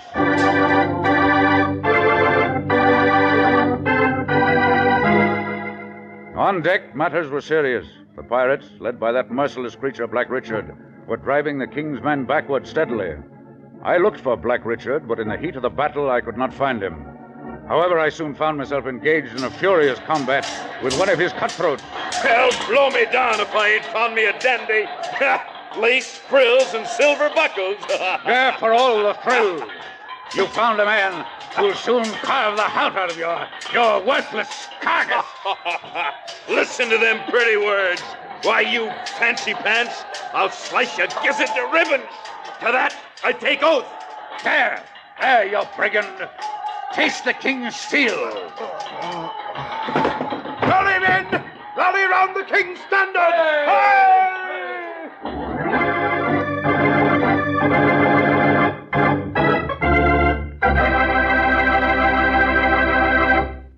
Part 2 of Strange Wills follows in just a moment. And now back to The Lady and the Pirate and Warren William. The battle raged on. I saw our gallant captain fall, slashed by a dozen cutlasses. And then, through the melee, I saw the man I'd sworn to capture and hang. There he was, Black Richard, brandishing his heavy cutlass now red with blood. I challenged him. Black Richard Templeton, surrender in the name of the king. You asked Black Richard to surrender? Look around you, lad. You've not a handful left alive. As long as I'm alive, I intend to run you through. Why, you young pipsqueak, I'll slice the ears off your curly black head. That I promise by the beard of Beelzebub. Your faith is not so haughty now, Black Richard. Your eyes are blinded by your foul blood. I got him, Black Richard. Crashed him right into the sea with a belaying pin, I did. Oh, Captain, your face is based in a bit. Here, Captain, sit down when I finish off the rest of this high-born scum. It'll only take a blooming minute. My unexpected fall into the water revived me almost immediately. Looking up at the ship, I saw that I had fallen close alongside Lady Ruth's cabin. Cecile was at the window, looking frantically down at me. Hurry, Mr. O'Connell, hurry. The pirates have come below. Go first, Cecile. Hurry, Chipmunk. I'll get my jewels. Open up in there! Open up or I'll carve the heart out of your body! Here I come, Mr. O'Connell. All right, Cecile, quickly now. Ruth! Ruth, where are you? Hurry! Hurry! Well, shiver my timbers. Look what I captured. Cecile and I, clinging to our spar, watched the Royal Vengeance break out in angry flames and then, like a tired warrior, slowly sink into a foaming sea. In the far distance, we could see the pirate ship Elizabeth settle slowly by the bow. It had been a death struggle. But fate was kind. The very next morning, a British man-of-war sighted us adrift and saved our lives. Eventually, Cecile and I reached the Carolinas. But the weeks passed, and nothing more was heard about the gallant crew and the Royal Vengeance, or from Lady Ruth. Strangely, too, nothing more was heard from Black Richard. He had disappeared just as mysteriously as the rest. What had happened? I was sitting in my chambers one afternoon, almost 2 years later. There's a lady to see you, sir. She says you will recollect. Her name is Carroll, a Lady Ruth Carroll. What? Lady Ruth Carroll? Oh, I can't believe it. You, Lady Ruth. Your obedient servant, sir. May I enter? Oh, by all means. But you must be a ghost. I simply can't believe that you're alive. Here, sit down. Thank you. I had great adventure, Mr. O'Connell. I've lived and I've learned. I'm not the same girl you once knew.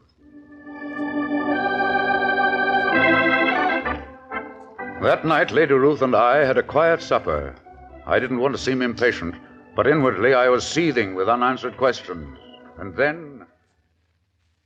I know you want to hear about the rest of the story, Mr. O'Connell.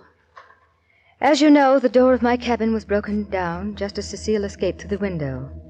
As the door crashed, I turned and looked at my captor. He grabbed me around the waist and carried me on deck to where the pirate captain, Black Richard, was lying, with his head and eyes swathed in a bloody bandage. I stood alongside Black Richard and I looked down at him. As soon as he spoke, I knew he was no ordinary pirate. I'm sorry I can't receive you more appropriately, lass. But as you see, I see that you're sorely wounded, sire. Who are you, lass? I'm a scullery maid in bondage to the colonies. A scullery maid? You think me a fool? You do not believe me? Once, long, long ago, I knew ladies such as you. You're highborn. Who are you? Come, out with it. I'm only an English girl, proud of her heritage and her race. Well said. Well spoken. That is my misfortune I can't see you. Not for the present, at least. And please don't try. I'm nothing much, I assure you. Come now, I will change your bandages, and then we must leave this ship. Your cannon have set it afire. Morris, avast there. Aye, Captain. I be here. Are all off? All off, sir. All but us three. I have the boat waiting. But hurry, Captain. The fighter's gaining. Now then, lass, we'll attend to my hurts. If you will pardon the use of my petticoats for bandages. No man was ever luckier. First, now, I'll take the bandage from your eyes. Here it comes. Why the gasp? Does the sight of blood frighten you? Oh, no. Oh, no, it isn't that. It is an ugly wound, I know. Not one for fair eyes like yours. It's not the wound, my... sire, forgive me. You must be in pain. The pains of the flesh are small. Much worse, I know that my fighting days are over. I know that I am blind. Is it not true, lass? Yes, sire, it is true. You are blind.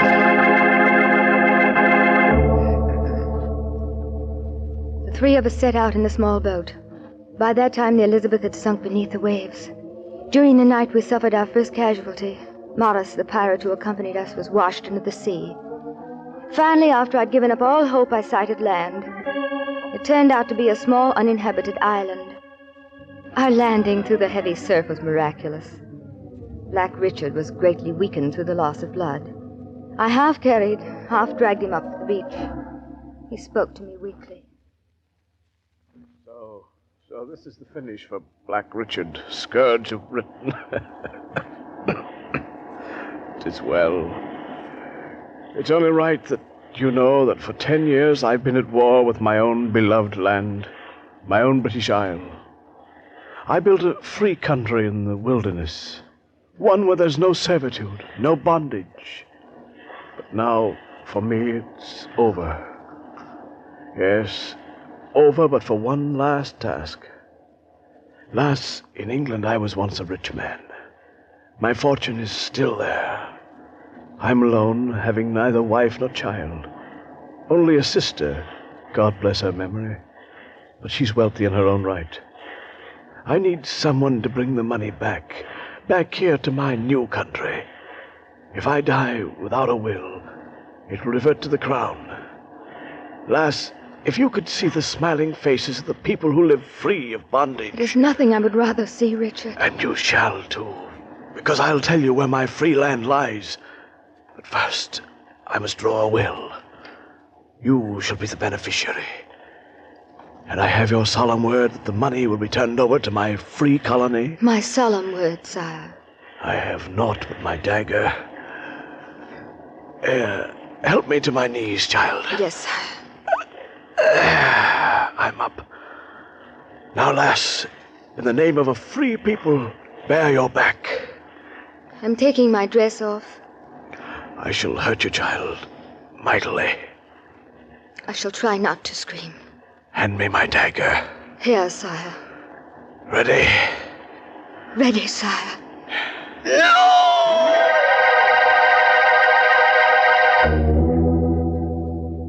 Black Richard died the next day. I buried him and marked his grave. A short while later, a passing ship rescued me. It was bound for free land, Black Richard's home. What I saw there confirmed everything he told me.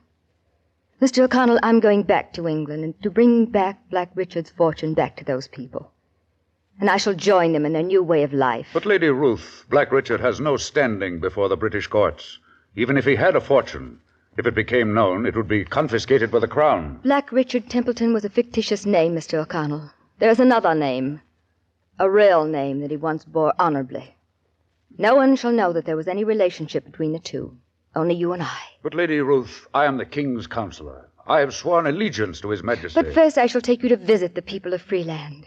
And then you can make your own decision. My ultimate decision was clearly defined when I accompanied Lady Ruth Carroll back to London in order to help her in proving the last will and testament of Black Richard. We were summoned before the House of Peers. I presented her case. My lords, because of the mitigating circumstances which will be known to you, the last will and testament of the deceased can never be actually filed.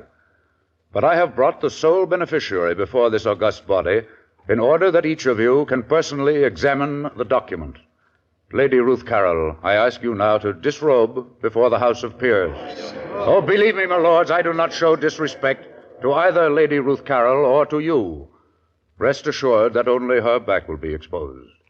Are you ready, my lady? Yes, Mr. O'Connell. Will you please walk up to the lords, milady, and let them examine your back? And with your permission, my lords, I shall read the words tattooed across her back. All to bearer. Signed, Sir George Pemberton, 1724. Many of you remember Sir George Pemberton.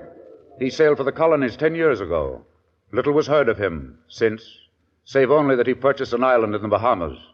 But by fate or providence, as you will, Sir George Pemberton lived long enough to carve his last will and testament on the back of his own sister.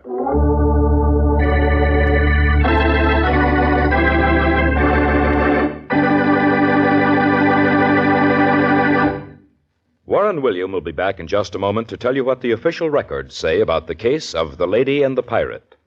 And now back to Warren William. In the last pages of his diary about this famous case, John Francis O'Connell says, by special decree, a copy of the last will and testament of Sir George Pemberton was permitted to be filed instead of the original. The reason, of course, was apparent. The diary continues. All of the monies of Sir Pemberton's estate were turned over to the beneficiary, and about 6 months later, Lady Carol and I returned to free land forever. And here the diary ends. Was the black anger that Sir Pemberton bore against tyranny and oppression a deadly sin? It might have been. But there are those who think that this personal love of freedom and equality greatly outweighed the apparent injustices made during his life as a pirate. For who in this case can draw the line between pirate and liberator? I can't. Can you? Next week, my story is about a man who, in his last will and testament, bequeathed the one and only thing he held most dear in life to, of all people, his competitor. It was not money nor jewels, but much more important, the girl he loved and hoped to marry. Fortunately for all concerned, this will was never filed for probate. But you'll hear a story as beautiful, as poignant, and as realistic as any ever heard before. We call this unusual story The Prince of Broadway. This is Warren William inviting you to listen again next week. Strange Wills is written by Ken Krapine and directed by Albert Ulrich. This is a Teleways feature produced in Hollywood.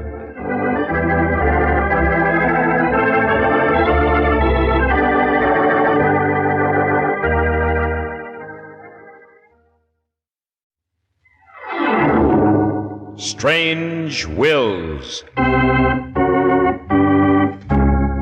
Stories of strange wills made by strange people, starring the distinguished Hollywood actor Warren William, and featuring Perry Ward, Lorene Tuttle, and an all-star Hollywood cast, and the original music of Del Castillo. I devise and bequeath to my heirs the 7 deadly sins: anger, jealousy, revenge, lust, envy, hate, and despair.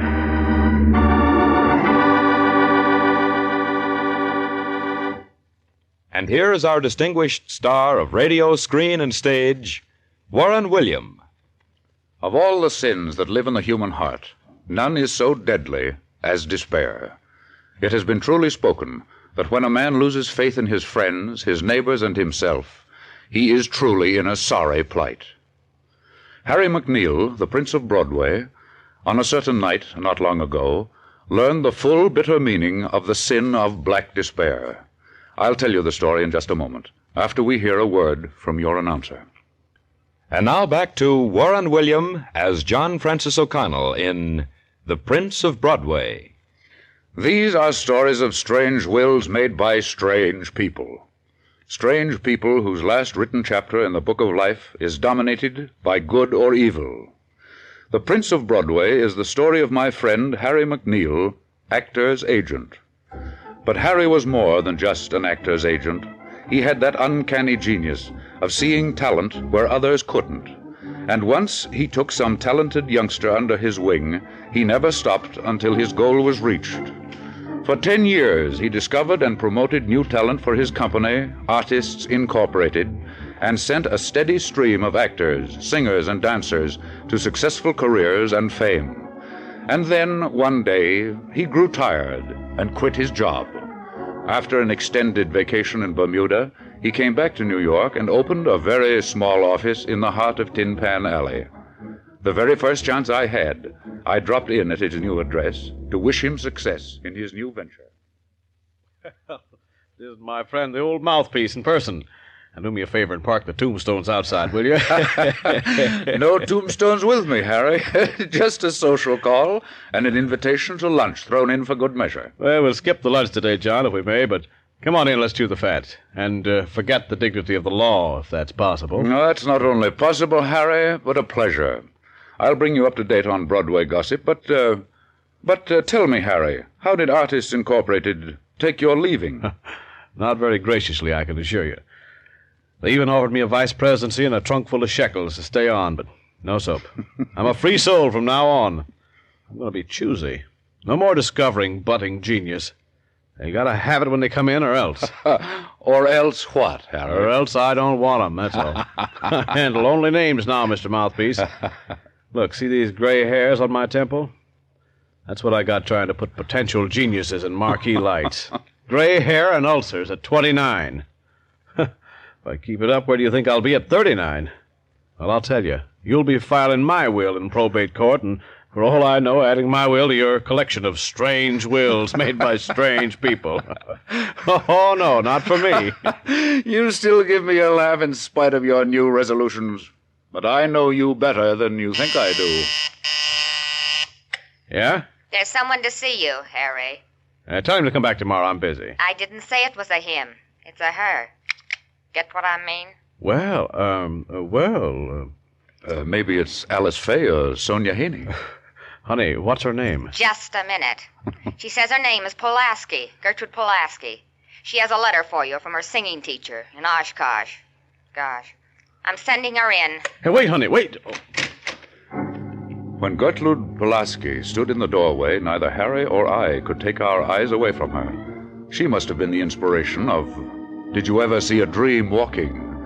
Luxurious ash-blonde hair fell in soft ringlets around her shoulders. Her eyes were the color of a deep purple violet. Her figure would have made even the great Ziegfeld take a second look. And her provocative smile, well... Hello. Oh, come in, Miss Gertrude. Two. Well, Harry, if you'll excuse me, I'll be running. Oh, no, don't go, John.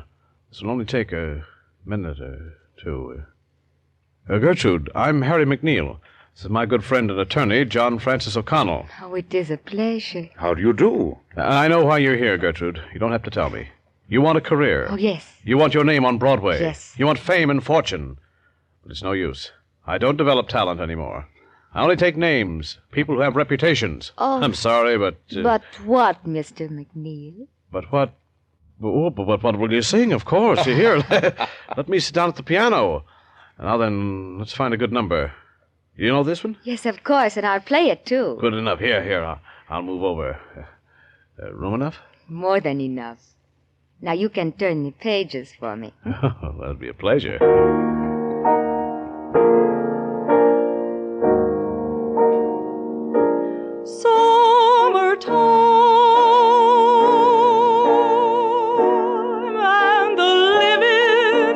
Hold it, just a minute. That's enough. Look, Sugar, let's relax and sing it a little bit lower, will you? Now, this isn't an audition for the Met. These words were written right from some guy's heart, and I want you to sing them from your heart. Here, move over and let me play it for you. Now, let's try it again. Yes, Mr. McNeil. Okay.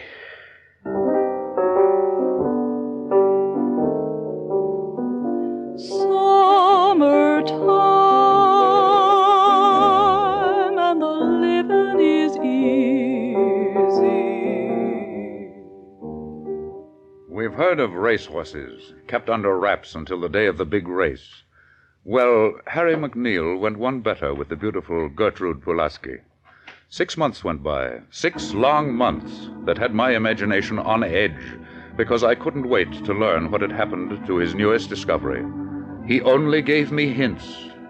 But one morning I received an invitation in the mail to attend the debut of Judy Morrison in a song recital at Harry McNeil's penthouse apartment the following Saturday night. Oh, exit Gertrude Pulaski. Enter Judy Morrison. The debut of a McNeil discovery was always one of the highlights for blasé columnists and important bigwigs. They were seldom, if ever, disappointed. Always the showman, Harry kept Judy Morrison, out of sight until our natural excitement and curiosity reached a crescendo. And then, at exactly 11 o'clock, she made her triumphal entry. The girl was breathtaking. She wore a long, flowing green evening gown that accentuated the ash blondness of her hair. Her charm and smile were devastating. Her poise was perfect. In appearance and demeanor, Judy Morrison was sensational. Well, now that you've all had a good look at Judy, she'll show you that beauty in appearance and voice are not incompatible. Judy, will you take over the keyboard, please? I don't know why I love you like I do. I don't know why, I just do. I don't know why you thrill me like you do. I don't know why you just do. You never seem to want my romancing. The only time you hold me is when we're dancing. I don't know why I love you like I do.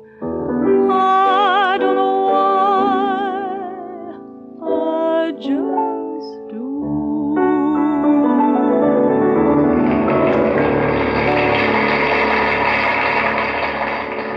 Well, Judy, you've seen how your friends and mine like you. Supposing you thank them in your own way. Of course I do thank you so very much. But you and I, all of us, have this night been privileged to worship at the altar of a genius. The genius of Harry McNeil. Everything that I am, that I may one day be, I owe to him. His unselfish love, his patience, his wisdom, his... I only wish that he loved me half as much as I love him. From that night on, the ultimate success of Judy Morrison was an accepted fact. Harry arranged for her triumphal appearance at the world-famous Rococo Room. The papers were filled with stories about her. But the day before she was to open, a storm broke. Harry called me. It's serious, John. I don't want to tell you about it over the phone, but I need a good lawyer, and quick. I'll come over right away, Harry.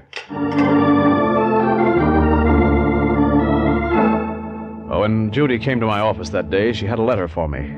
I forgot to ask her for it, and she forgot to give it to me. It was a letter from her singing teacher up in Oshkosh, addressed to Artists Incorporated, to my attention. You see, John, everything was wonderful until her teacher came into town to attend her opening. We went over to Artists Incorporated to thank them for what they had done, and then bluey, they found out that Judy was their property. I'm accused of piracy. But much worse, John. They've succeeded in blackballing Judy from every top spot in the country. As long as I have her under my wing, Judy will never get a job. I'm really sorry to hear this, Harry.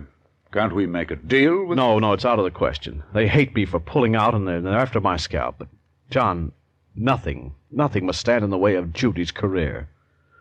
I've never told a living soul, much less Judy, but I'm in love with her.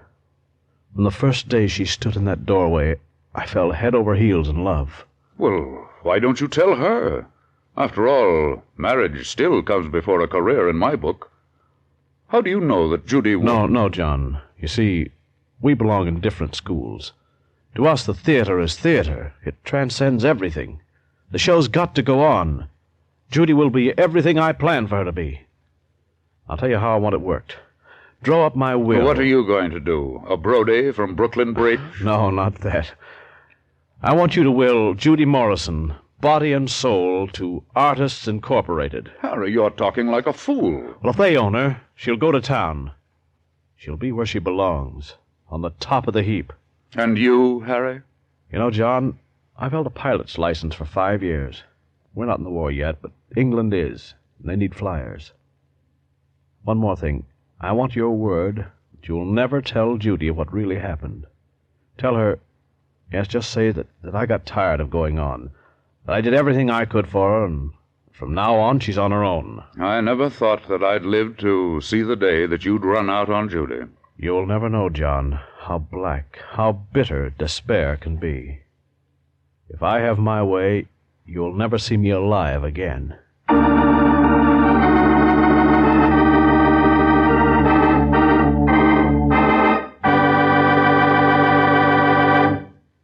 Part 2 of Strange Wills will follow in just a moment. And now back to the Prince of Broadway and Warren William. My friend Harry McNeil disappeared from the world of men. Meanwhile, under the banner of Artists Incorporated, Judy Morrison became an overnight sensation. One night, Judy called me and asked me to meet her at the Swank Ziegbro room, where she was currently appearing. I noticed a tenseness in her voice.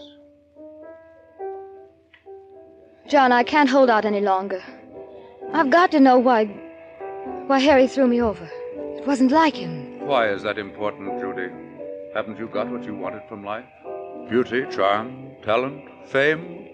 You're the toast of Broadway. Values in life change, John, believe me. 9 months ago, I thought that was what I wanted. I thought that success was all that mattered. But I've changed. John, you never know what is in your heart until someone you once loved is gone. Now I know how very deeply I loved Harry. It was because of him that I was able to reach this thing we call success. I know now that he was my inspiration. I want him, John. I want him with all my heart. But he's gone, Judy. He joined the RAF. That's all any of us know. He's never written a line to a single one of his friends. John, tell me honestly. Did he love me? Well, really... You've got to tell me. You see, if Harry loved me, I'll search the world to find him just to sit at his feet. If he didn't, if he really tired of me, if I must abandon hope, then I'm going to marry Felix George, the vice president of Artists Incorporated. He proposed to me last night. I said I'd give him my answer tonight. If ever a man was saved with a bell, it was I. Judy was called to go on with her act, and I was left alone to ponder the question of legal ethics and love. I was sworn to silence by my client, and yet I wanted to tell Judy the truth. I want to dedicate my next number to a very great and gallant man. His name is Harry McNeil.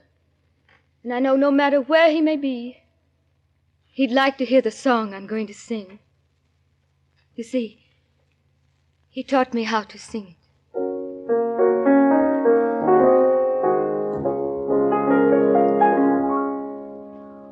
When my dream boat comes home,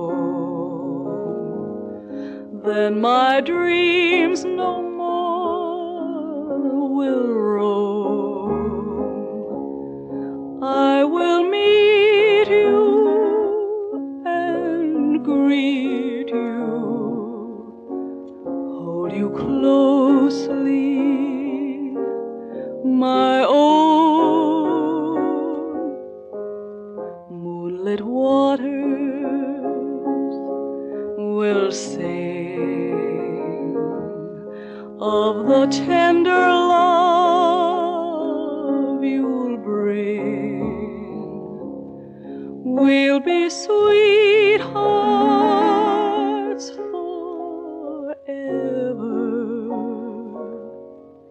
When my dream boat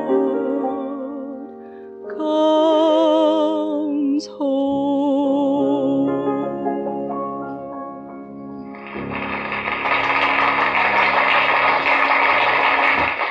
You see, Mr. Counselor, I put my cards on the table. I've got a little boat of dreams that I won't let go of. Listen, Judy.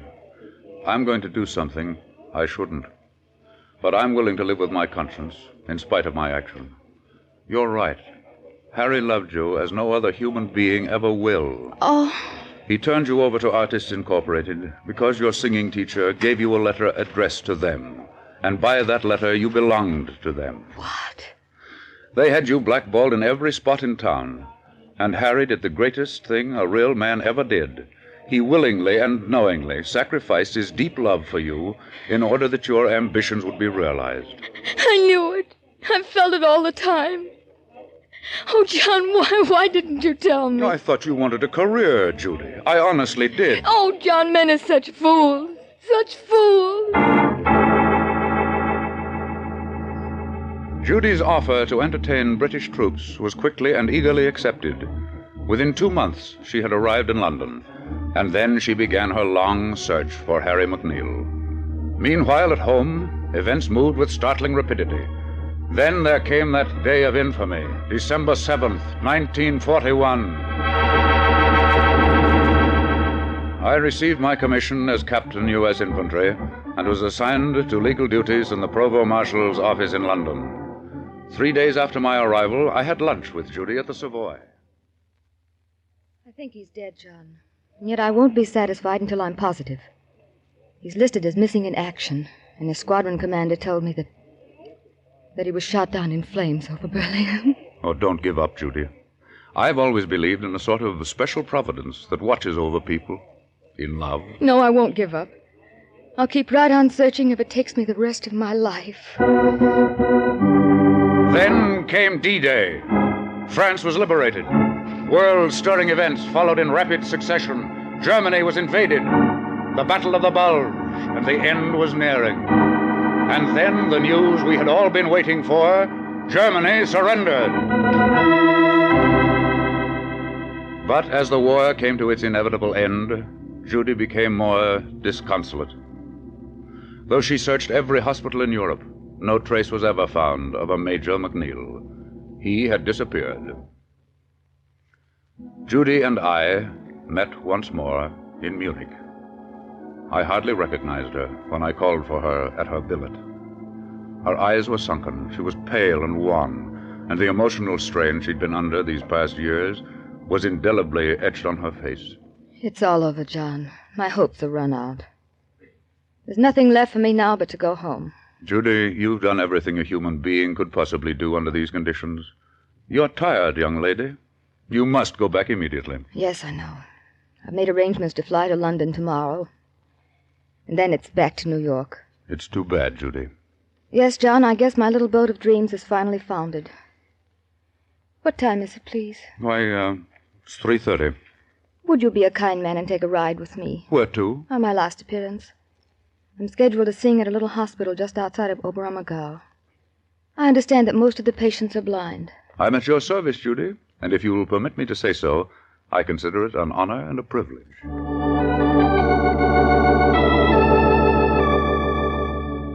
We have only about 60 patients. They are nationals of every country in the war. Are they all blind, Doctor? Most of them, but we have about 20 who are psychopathic cases. We are especially happy that you have come, Miss Morrison. You see, we have learned that musical therapy is very beneficial as a means of recovery. In many instances, our medical knowledge is of little value. Well, if you are ready... You come too, John, won't you? Of course, if I can be of help. Come this way, please. Our piano survived the war, but I'm afraid it's badly out of tune. Here we are. Many of them are seriously wounded as well as blind. Oh, John, how horrible. Frau Zimmermann will accompany you. You have your music? Oh, yes, Doctor, here it is. I'll walk around the room as I sing. You see, Doctor, I'm looking for a certain soldier. In fact, I've been looking now for almost 4 years. He's listed as missing in action. What is his name? McNeil. Major Harry McNeil of the Royal Air Force. I am sorry, Miss Morrison, but our records do not show... Yes, I know. I've heard that from London to Berlin. But I'm still looking. When my dream boat comes home my dreams no more will roam. I will meet you and greet you, hold you closely, my own. Judy sang her heart out to those boys, just as she'd done month after month, year after year. She visited every bed, looking, hoping, praying. Many of the patients were swathed in bandages from head to foot. How she ever hoped to identify Harry was beyond understanding. But as she stood there, literally singing with eyes full of tears, she was a picture I'll never forget. The late afternoon sun came streaming into the room and formed an aura of light over her head. She looked like and was an angel of mercy.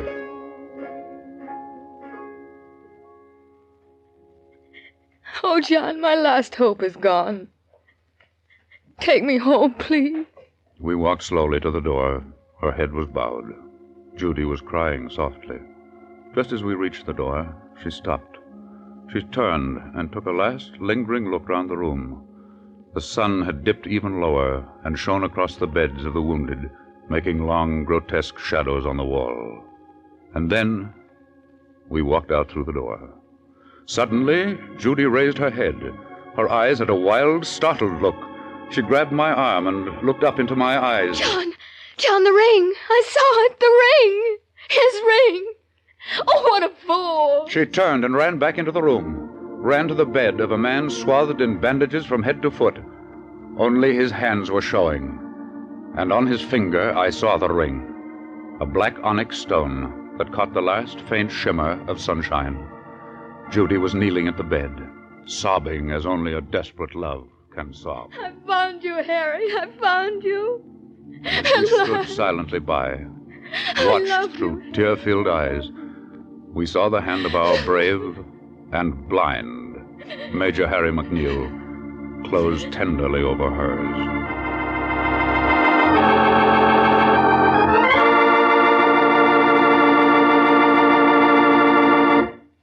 Warren William will be back in just a moment to tell you the rest of the story of The Prince of Broadway. And here again is Warren William. Judy and Harry were married the next day, and I had the honor of being present at the bedside ceremony. Harry was invalided back to the States and is now living with Judy on a little farm in Connecticut. Judy, of course, after her long and meritorious service record, is again the toast of Broadway, and Artists Incorporated, in spite of Harry's protests, have elected him a vice president and have his office ready for him as soon as he is able to return. And so, two wonderful young people found out that the theater and love are not only compatible, but necessary for a complete happiness. And Harry's famous will, well, I just added it to my collection of strange wills.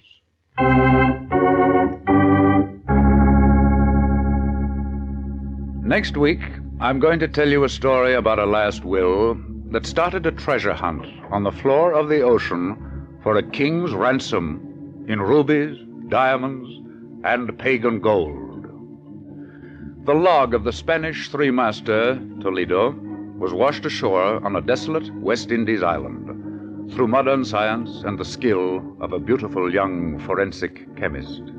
The last position of the ship was discovered not only by Captain Paul George, courageous young American, but unfortunately by the desperate crew of an ex-German U-boat who had fled Germany at the end of the war.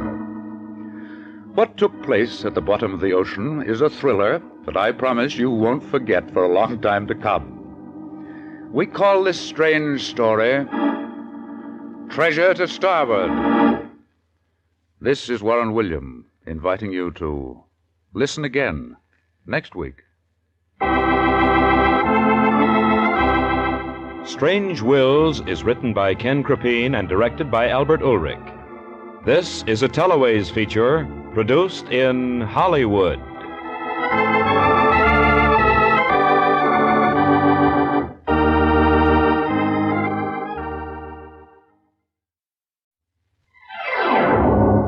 Strange Wills.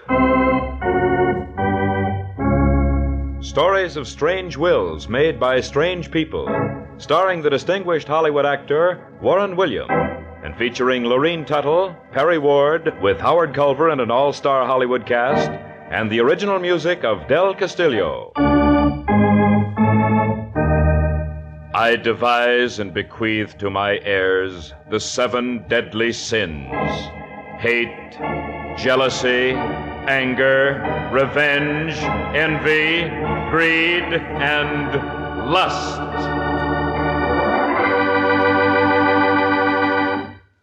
And here is our distinguished star of radio, screen, and stage, Warren William. Strange wills are stories of strange and unusual testaments, many of which, when read between the lines, bring to light stories of dramatic intensity that defy our imagination. Names, places, and time have all been changed, so that no reflection can fall on any person or persons, living or dead. The masterpieces of fiction pale in comparison to the stark drama found in man's last official act on earth, his last will and testament. You'll see what I mean in just a moment. But first, let's listen to a few words from your announcer. And now back to Warren William as John Francis O'Connell in Treasure to Starboard. This is a story of sunken treasure, of blood-red rubies, sparkling diamonds, and lustrous pearls. But these were but a part of this priceless treasure trove. There were golden statues of pagan gods encrusted with precious stones. There were amethysts, opals, and gold. Gold. Gold.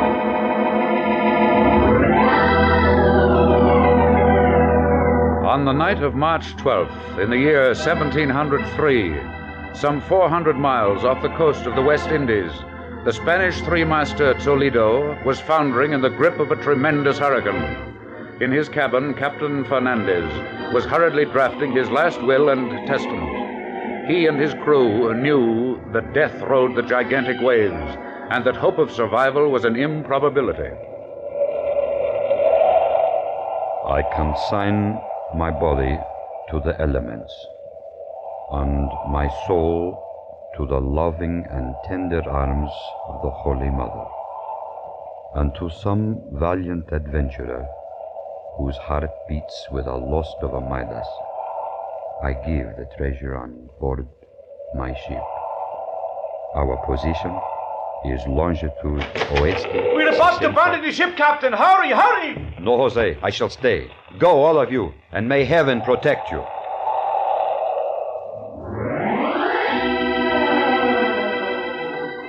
For over 200 years, men have been searching for the treasure aboard the Toledo, but not one clue was ever found until one afternoon, a young, dashing, seafaring friend of mine, Captain Paul London, called me from some little island in the West Indies. I can't tell you more than that, John.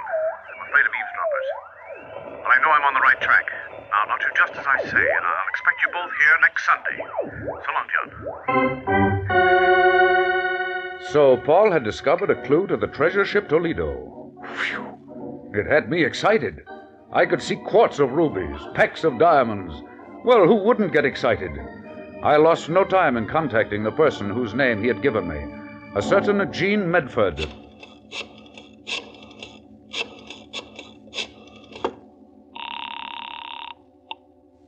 Hello? I'd like to speak to Mr. Jean Medford, please. The name is right, but the sex is wrong, mister. What do you mean? I happen to be a female, a girl one, and a rather pretty one, too. Oh, I'm sorry, Miss Medford. I had no idea when I talked with Paul. Paul? Paul, you haven't talked with Paul London, have you? Less than 10 minutes ago. He called me from some little town called Rosarita. Oh, and just what has the traveling Mr. London got up his sleeve today? And by the way, I'd like to know who I'm talking to. Of course, I'm sorry. I am John Francis O'Connell, attorney at law, and a personal friend of our mutual friend. Oh, well, that's better. Now then, Mr. O'Connell, what does the great Paul want this time? It's quite a large order, milady. He wants you to prepare and pack a great deal of special equipment. Now, let's see. Where's the list he gave me? Oh, here it is. Your filtered ultraviolet light machine, a quantity of hydrothiacyanic acid, Well, all the materials and gadgets one uses in the examination of questioned documents. And after I've done all that, then what do I do, please? Then, my dear Miss Medford, I am to take you to the airport and fly you bodily to the lair of Paul London. Why, that's ridiculous. I simply won't be let off by the nose in any wild goose chase of his. No, I refuse. I won't go. Paul is on the trail of a buried treasure, Miss Medford, and I can guarantee you that if you're a good girl and come peacefully, that perhaps before this is over, you can wear rubies on your nightgown and dissolve real pearls in your bath. Rubies on my nightgown and pearls in my bath. When do we start? Tomorrow night. I'll pick you up about 5, and then we're off to high adventure.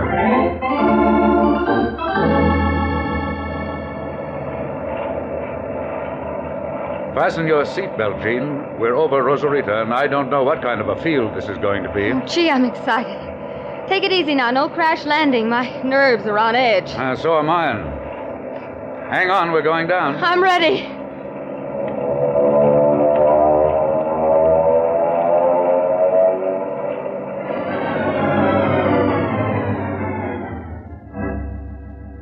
Well, I found this little nautical museum here quite by accident, and I ran across something that made my hair stand on end. In one of the exhibits, I found 2 pieces of evidence that sent me to the telephone and my call to John. Well, for heaven's sake, don't keep us in suspense any longer, Paul.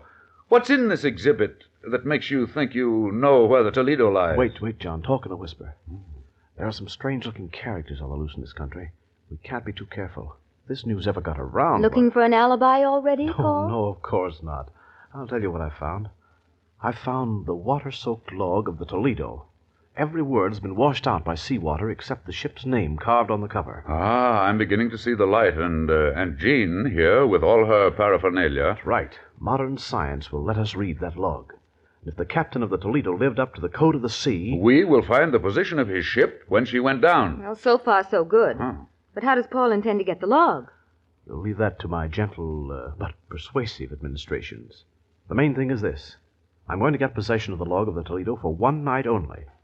Gene, I want you to set up your apparatus here in this hotel room and wait until I return. Well, how about me, Skipper? Need any help? No, John, I think I can handle this alone. Remember now, I'll be back in 2 hours. Have everything ready. And supposing the handsome male lead shouldn't come back? Well, in that event, simply fold your tent like the Arabs. And silently steal away. Right. Jean worked feverishly the next hour, getting her chemicals and equipment set up for this exciting moment. And then, quite suddenly... Will you see who it is, please, John? Don't let anyone come in. Very well. Paul! Good heavens, you're wounded. Here, let me help you. Paul! Oh, Paul, what happened? The log, did you... I'm all right. Got hit in the shoulder, but I've got it. Look. Oh, here, give it to me. John, help Paul get his shirt off. I'll get some antiseptic. Sit down on the bed, Paul. Here. I'll rip this shirt off your shoulder. Easy now. It's just a flesh wound, John. Don't worry about it. What worries me is the man who took the shot at me. Did you recognize him? No, and I got a good look at his face, too.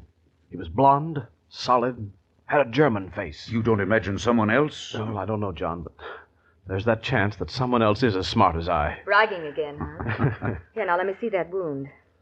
Well, no bone smashed. It could have been worse. Hold still while I wash it. Oh. Sissy, now hold still. Now a bandage. And in 2 minutes, I'll have you ready to lick your weight in wildcats. The way I feel just now, those wildcats would have to be about 2 days old.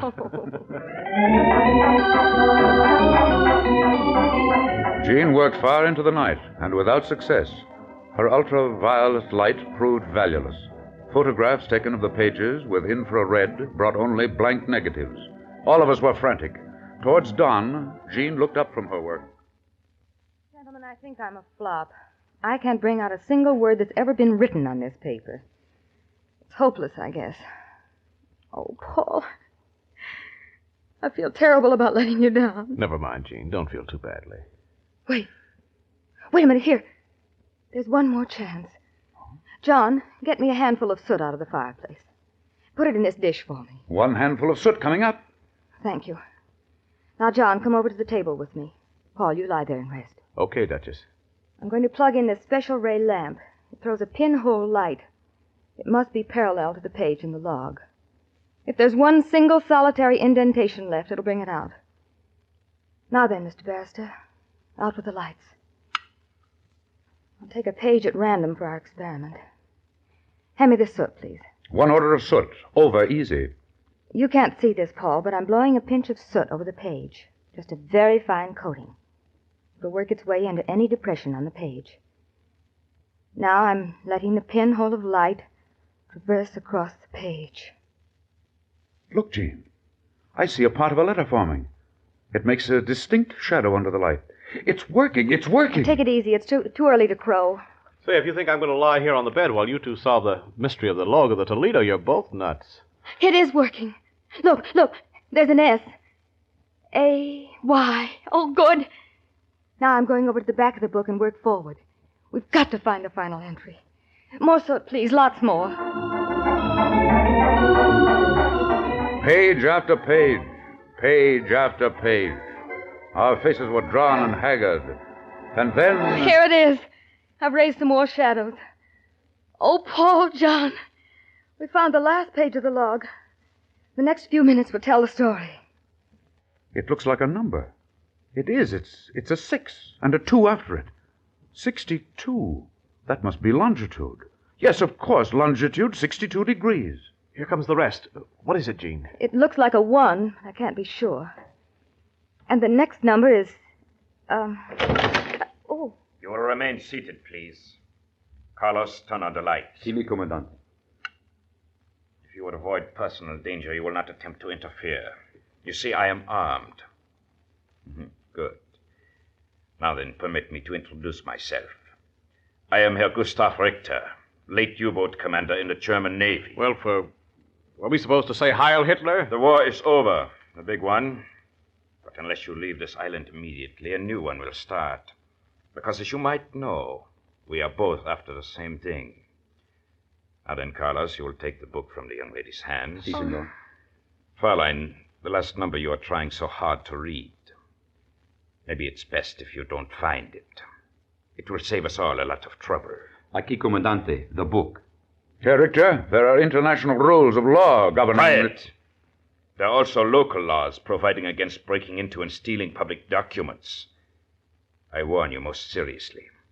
The treasure of the Toledo will be mine, and mine alone. If you should be foolish enough to interfere, I don't have to tell you what will happen. Thank you, and good night. Well, of all the crazy... Take it easy, Paul. He looks like he might be serious. Evidently, you weren't the only one who found the clue to the lost Toledo. I can see those rubies on my nightgown walking right out of the window. And those pearls in my bag. I knew it sounded too good. Not yet, Jean. I think that Herr Gustav Richter, late commander of the German Navy, is going to have some rough sailing ahead before he finds the sunken treasure. And by everything that's holy, we three are going to give it to him.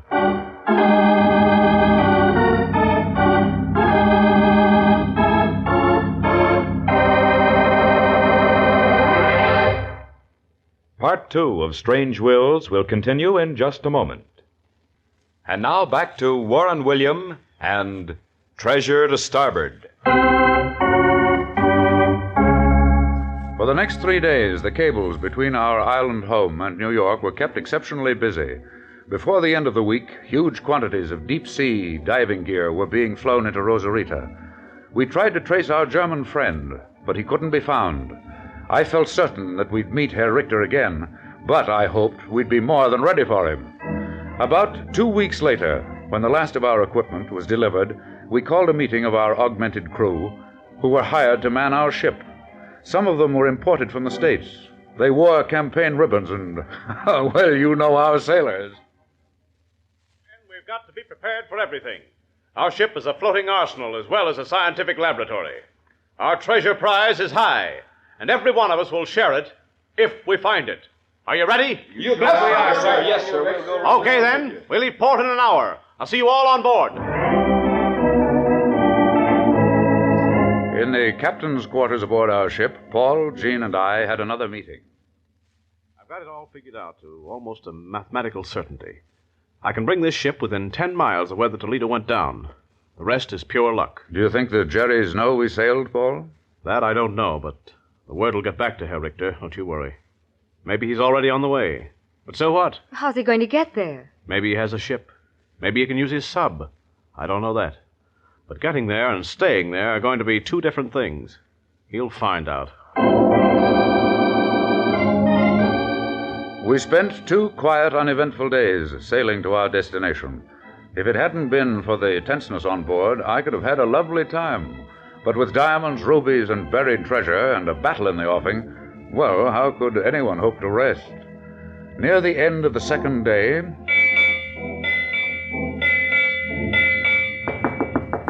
Come in. Just picked up this message, sir. It's from the SS Juniper, bound for Boston. Thank you. SS Juniper reports sighting a strange submarine at 14 o'clock. Craft heading northeast by east. Refused to reply to radiogram. May possibly be an escaped Nazi sub. Be alert. Huh. Well, there's our answer. Herr Richter's on the way. We better be ready tomorrow when we meet him on the floor of the ocean. We arrived at our calculated position sometime during the light, and lay to.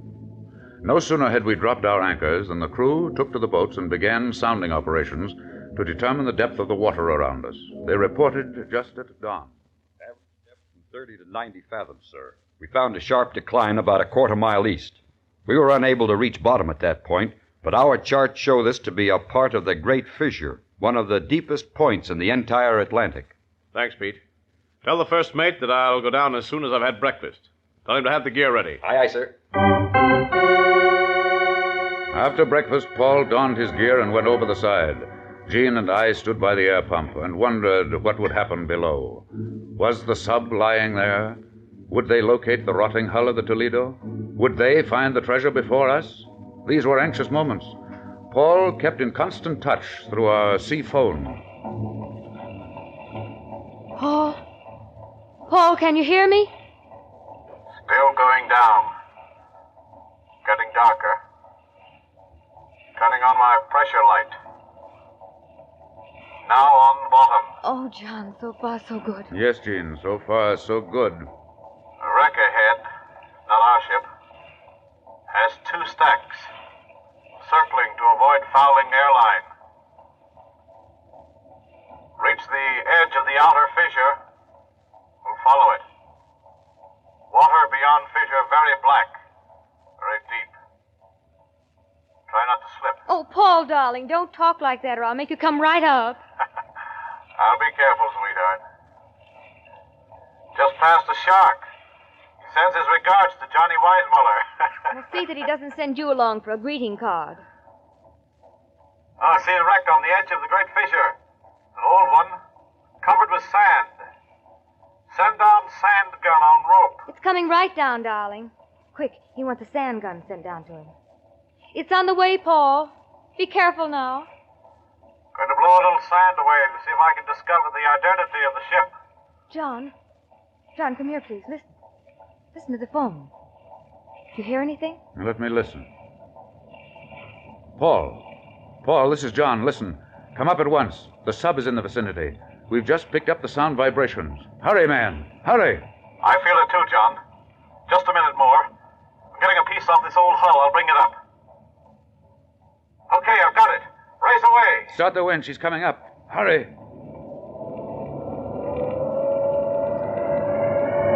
3 minutes of maddening delay, and then I saw his helmet break water.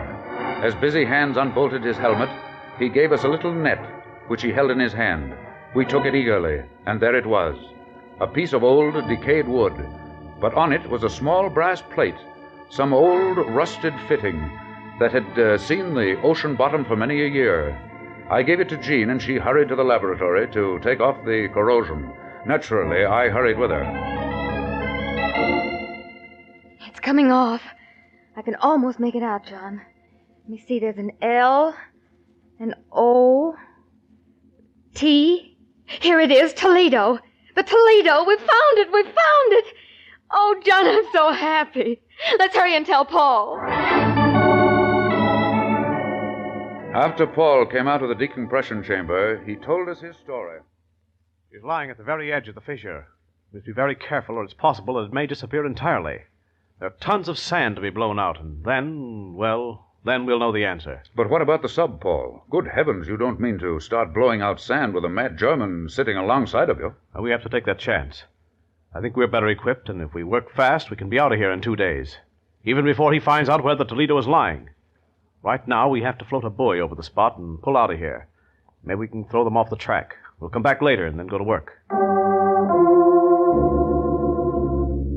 Under the cover of darkness, we crept back to our position. Paul and 2 divers went over the side to begin the hazardous task of uncovering the ship. We agreed on complete silence, unless an emergency arose. I'll never forget how long that night lasted. Along about midnight, our worst fears were realized. Jean, the sub is on the prowl. Listen. We've got to let him know. We've got to warn him. Yes, tell him. Paul? Can you hear me? Paul? Can't stop the talk now, but we're inside ship. They've uncovered iron chests. Hold on. He won't listen, John. He won't. Wait a minute. John. I can't hear the sub. It stopped. Probably gone out of range. Treasure to starboard. Treasure to starboard. We found the treasure of the Toledo. Did you hear, John? They found it. They found the treasure of the Toledo. Paul? Answer me, Paul. Oh, John, something's gone wrong. The line is dead. Paul, answer. Are you all right? Paul?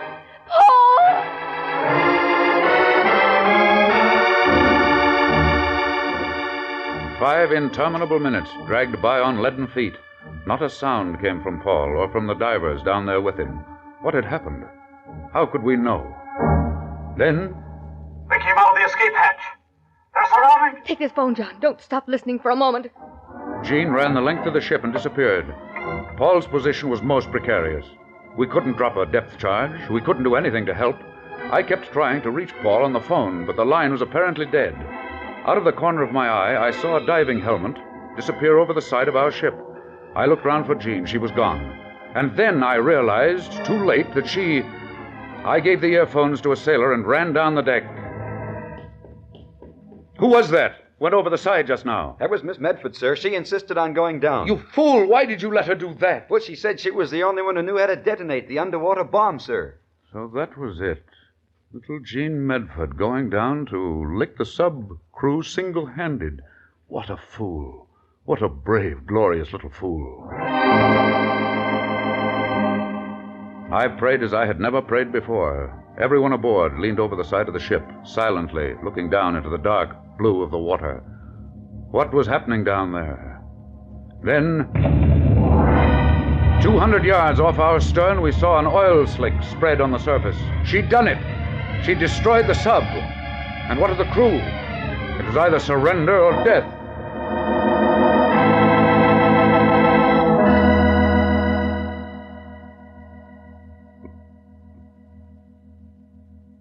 Later, Paul told us the story. We saw them coming at us just after we'd uncovered the treasure. They had special equipment, compressed air helmets without air lines attached. They held long steel pikes in their hands. In the glow of our lights, we could see the outline of the sub. I thought sure it was curtains, till I saw someone sneak up to the sub and drop something down the escape hatch. The explosion knocked us all flat. Then I looked around. I saw the sub roll on its side, and the Toledo, well, she'd entirely disappeared. The blast had sent it tumbling down the fissure. The treasure went with it. And the Germans? For all I know, they're still walking back to land.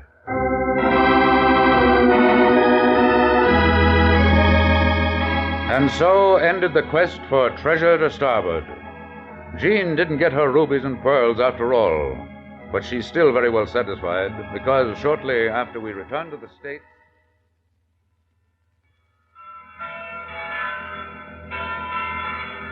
And do you, Jean Medford, take this man to be your lawful wedded husband, through sickness and in health, for richer or for poorer, until death do you part? I do. Then by virtue of the authority vested in me, I pronounce you man and wife. Darling. Well, I did manage to get one diamond anyway, didn't I, dearest?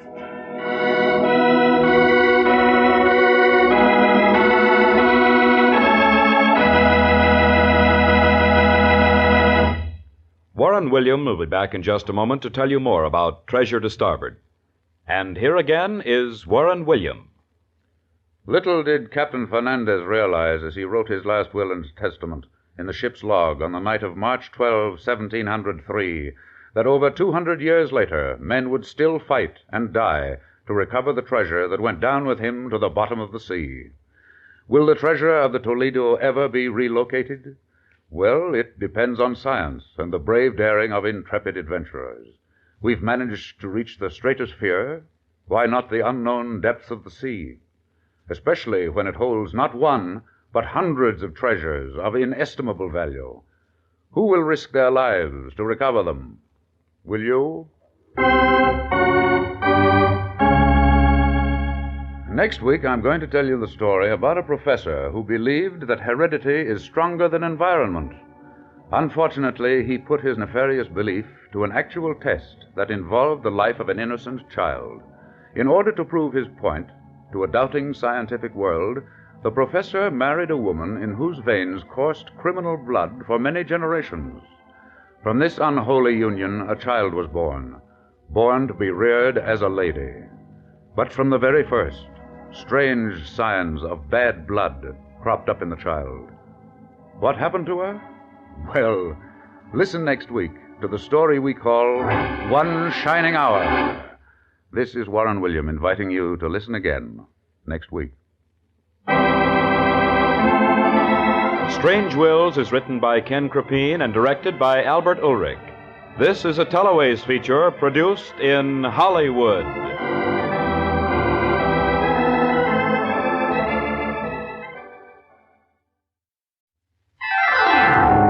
Strange Wills. Stories of strange wills made by strange people, starring the distinguished Hollywood actor Warren William, and featuring Lorene Tuttle, Perry Ward, with Howard Culver and an all-star Hollywood cast, and the original music of Del Castillo. I devise and bequeath to my heirs the 7 deadly sins: envy, hate, jealousy, anger, despair, pride, and revenge.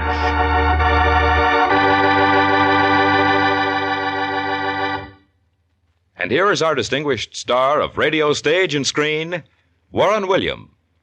These are stories of strange and unusual wills. Wills which to some are harbingers of good fortune, while to others messengers of misery.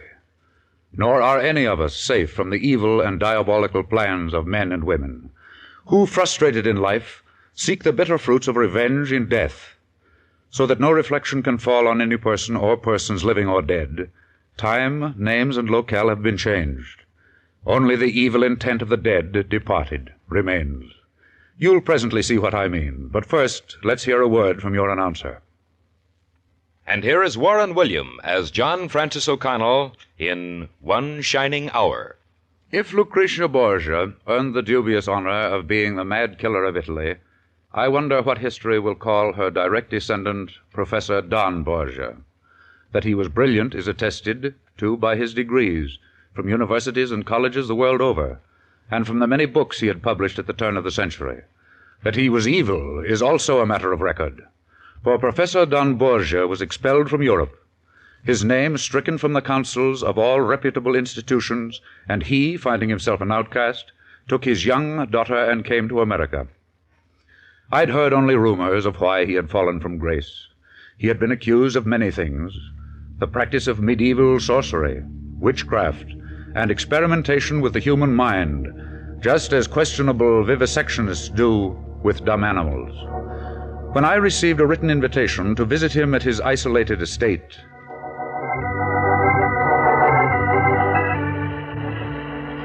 I lost no time in accepting. I, too, was anxious to meet this reputedly evil genius. Even as I turned off the main highway and entered upon the long, winding, narrow road, I sensed that something extraordinary lay ahead. But I had never expected to find what I did. As I approached the house, I saw a little girl kneeling over a puppy. she was engaged in the dubious pastime of pulling small tufts of hair from its body.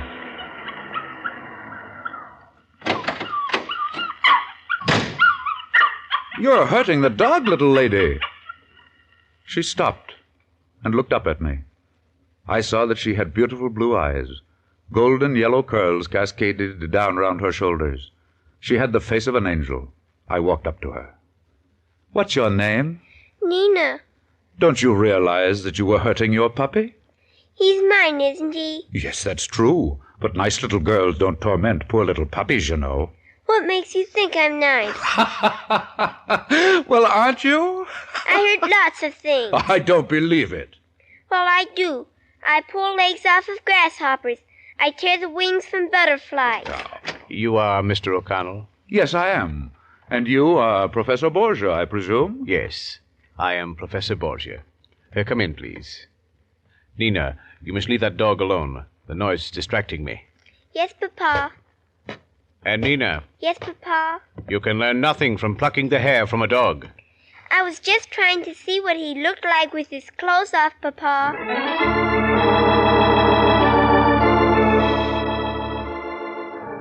I know that I shall not live to complete my greatest experiment, Mr. O'Connell.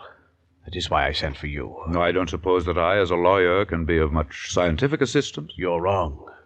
What I ask you to do will be simple. It's this. I want to make my last will and testament, setting up a trust estate for my daughter, Nina. She is now 6 years old. I want you to supervise her education. She must attend the finest schools, both here and abroad. She must have the full benefit of this so-called modern-day culture. When she reaches her 19th birthday, you shall open this envelope. In it is her history. You shall then learn the nature of my experiment.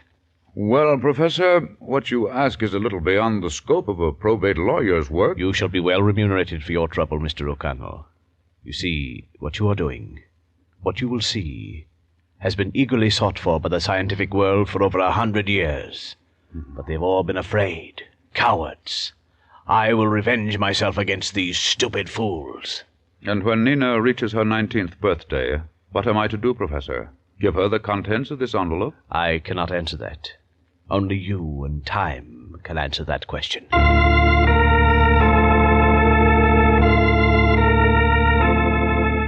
After the death of Professor Borgia the following year, I enrolled Nina in a very exclusive girls' school. Her curriculum had been scientifically worked out by the professor before his death. I thought my only task was to pay her school tuition and provide her with money under the terms of the trust. But when Nina was 9, I was summoned to the office of the principal, Miss Hargrove. Mr. O'Connell, I waited as long as I could before notifying you, but it was mandatory that you come. Why, yes, Miss Hargrove, of course. Is there something wrong? Quite frankly, I don't know. I can't understand. Suppose you tell me what's on your mind, Miss Hargrove. Nina is the most brilliant girl that's ever been in this school. We all agree that she is a young genius. When she reaches 10 next year, she's ready for preparatory school. There's nothing more that we can teach her. Oh, well, then I should feel elated. In one way, yes. In another way, decidedly no. This girl has 2 natures, one good, one very, very evil. Probably a split personality. Well, I hate to tell you this, Mr. O'Connell, but I feel it my duty. Of course, Miss Hargrove. She has the face of an angel and the heart of a devil. But I don't Let me go on. At first we thought we were mistaken, that no girl so beautiful, so amazingly brilliant. But we had proof, Mr. O'Connell, proof. Proof of what, Miss Hargrove? That this girl is a little fiend. She's cruel, sadistic. It started out in little things. First we found the dead canary, its heart pierced with a needle. Then Miss Saxton found her Persian kitten drowned in the bathtub. We thought them all accidents until one night last week, Carol Ann, a student, told me.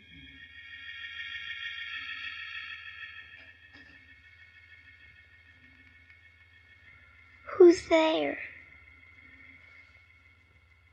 You're so beautiful, Caroline. So beautiful. But I must be most beautiful. There can only be one. One. Ah!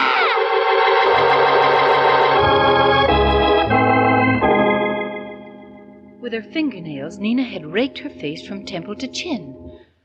Fortunately, the scars won't be permanent. Are you certain it was Nina? Carol Ann swears she saw her face in the light of the moon. That it looked like the face of, well, an angel. Oh, the girls are frightened out of their wits. And Nina? She denies everything. She blames it on the cat. Oh, it's preposterous. Miss Hargrove, Nina graduates in less than a month. I ask most sincerely that she be allowed to graduate with her class. I shall have a talk with her, and I am positive that no more will happen during that time. Take my word for it. Nothing will happen.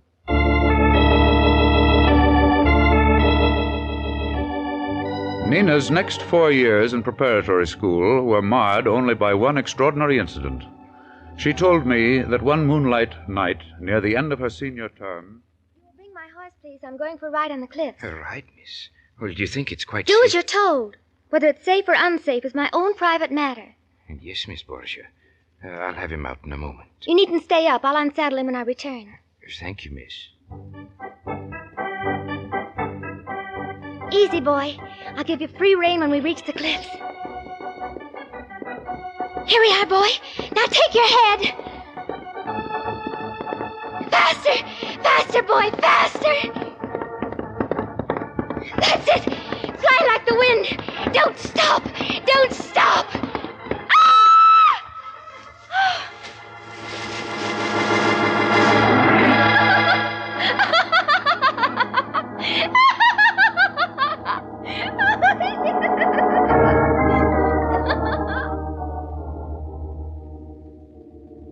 Of course, the horse could have fallen off the cliff, quite accidentally, and Nina could have slipped off just before the fatal plunge.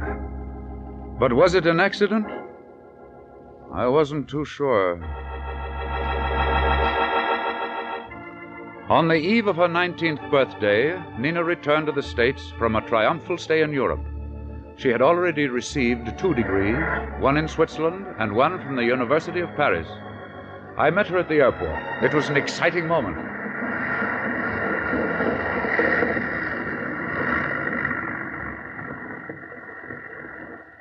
And then I saw her. Good heavens, this couldn't be Nina. As lovely and beautiful a creature as I'd ever seen in my life. She looked like an angel. She was a symphony in blue. Nina? Nina! Here I am! Over here! Oh, John. John. Or is it still Mr. O'Connor? Well, now that you've grown up, it's John, I suppose. Oh, it's so good to see you again, John. 4 long years. 4 years of work and more work. But it hasn't hurt you any. Even I can see that. Oh, thank you, kind sir. I haven't minded it, not at all. This summer I'm going to play, and then in October I'm going to Munich. Munich? Good heavens. What's the attraction there? There's a Dr. Guden there, one of the greatest minds of all times. His experiments in psychiatry are the talk of Europe. Oh, but I haven't told you, John. I'm specializing in rather a weird subject. It's called psychology of fear. Sounds rather ominous. But horribly amusing. It encompasses the monstrous morbidities of witchcraft and black magic. Before I return to Europe in the fall, I hope to have had the opportunity of practical demonstrations. And who will be the subject matter of these experiments, Nina? Men. Handsome young men that I shall bring into the flame of my orbit. Like the moth in the candle flame. Remember?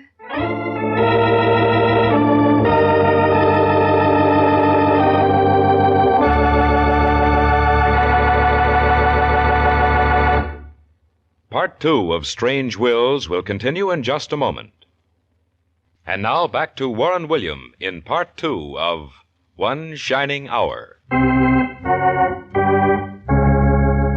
On Nina's birthday, I went to the bank vault and withdrew the large envelope which I had deposited some 12 years previously. When I reached home, I opened the envelope and saw that it contained 2 phonograph records. Evidently, I was to play them. I started the first record. I have had these records especially made for this occasion in order that you could listen to Nina's background, as I would tell you in my own words. I was barred from teaching in European universities because I dared to advance the theory that the evils of man are bred into his offspring. How was I to prove to the world that I was right? Only through a living, breathing example, through my own child. In my blood runs the notorious strain of the Borgia family. We were the master killers of Italy. I needed a wife whose blood was equally as bad. Who then should I choose to bear my offspring? After months of endless search that took me the width and breadth of Europe, I met her in England. She was in jail. But what do you want with a woman like me, Professor? I got a record as long as my arm. Attempted murder, assault with a deadly weapon, drunk, disorderly. Goes on and on and How on old and are on. you, Lottie? I'm 29. Oh, I know I look 40, but that's from the way I've lived. I've been a wild one, bad clean through. And your mother, Lottie? Died 4 years ago in Yardsmith prison. She was a four-termer. And your father? Hanged for murder. He knifed a bloke for 2 shillings and threw the corpse in the Thames. You know, Professor, my father didn't have blood in his veins. No, sir, he didn't. It was ice water. That's the kind of a killer he was, too cold as ice. Lottie, you are just what I've been looking for. I'm going to make restitution for your crime and take you away. Take me away? Where are you going to take me, Professor? I'm going to take you to Italy, Lottie. You see, I'm going to marry you. I married Lottie the next month. 2 years later, our child was born. I called her Nina. She was to be the greatest experiment of my life. Through her, I would prove to medical science, to the world. Oh, Nina. I came in quietly to surprise you. Oh, John, what have I done to deserve this? How could he? How could he? Nina, dear, come over here and sit down. Well, there isn't much I can say. You heard, of course. Yes, I heard. And I know the answer to many other things. Oh, what's the use of going on? John, I want to thank you for everything you've done. You've been the one shining hour in my life. Put your head right here on this shoulder, Nina. I've always reserved it just for you. There's nothing I've seen that we can't lick. Nina, you ought to know that. But I can never have any more self-assurance. How could I possibly marry, have children? And why not? Are you going to let a couple of dead people ruin your life? Will you help me, John? Haven't I always? What are we going to do? I'm going to prove to you that truth is stronger than fear. We think that your mother was criminally inclined. You fear your blood is contaminated because of her criminal tendencies. Well, there's only one way to find out. Nina, you and I are going to fly to England tomorrow morning. We've got to know why your mother led the life she did. And when we've learned that, then, my dear, we'll know what to do about you. In England, my worst fears were confirmed. Nina's mother was even worse than the record had stated. Not only she, but her ancestors for 3 generations had prison records or been in trouble with the authorities. But was this succession of crime in one family hereditary? If that was true, Professor Borgia was winning his point. What chance had Nina? I shuddered to think of the consequences. That night... Well, Mr. Counselor, now that you've examined the records, just what is your verdict? My verdict is still the same. That nothing your mother has done has any direct influence or bearing on what your future life, Nina. You know, John, there's one thing you overlooked today. Oh? Another sentence for murder, I suppose? No, not that one. One murder more or less couldn't possibly hurt me any more. It was this. Do you remember the picture the warden showed us of my mother? Yes, I remember seeing it. I turned it over. On the back was a general description. I remember every word. Hair black, eyes dark brown, complexion swarthy. What are you driving at, Nina? My father. You remember him too, don't you? His eyes were coal black. His hair was as black as a raven's, and he was swarthy too, as most Italians are. Do you remember? Yes, Nina, that's right. Now look at me, John. What do you see? I see eyes as blue as a summer cloud, hair as golden as a host of daffodils. Why, Nina, now I see what you're driving at. But our answer isn't here in England. No, John, it isn't. We must go to Naples, where I was born. I know it's only a straw in the wind. At least we'll finally know the truth. And truth is the key, the real key to happiness for you, Nina. No matter how much it hurts.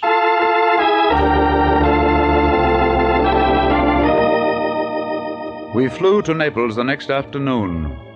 We learned that Nina's birth had taken place in St. Raphael's Hospital.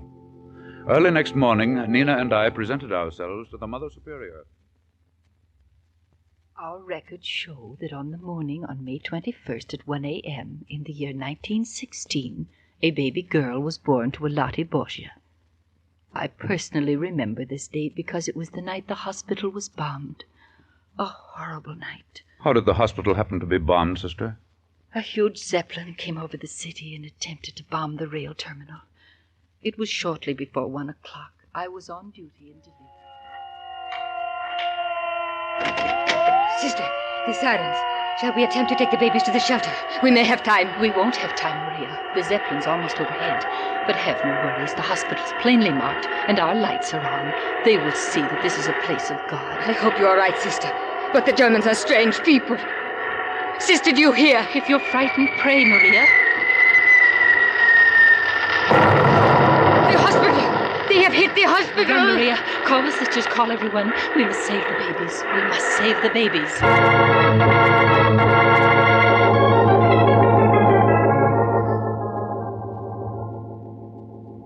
We carried our surviving patients and children to the convent. It must have been a horrible and tragic experience.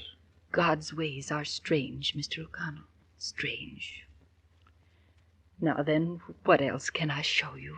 I would very much appreciate seeing a roster of patients you had in the hospital on the night of the bombing. Yes, May 21st, 1916.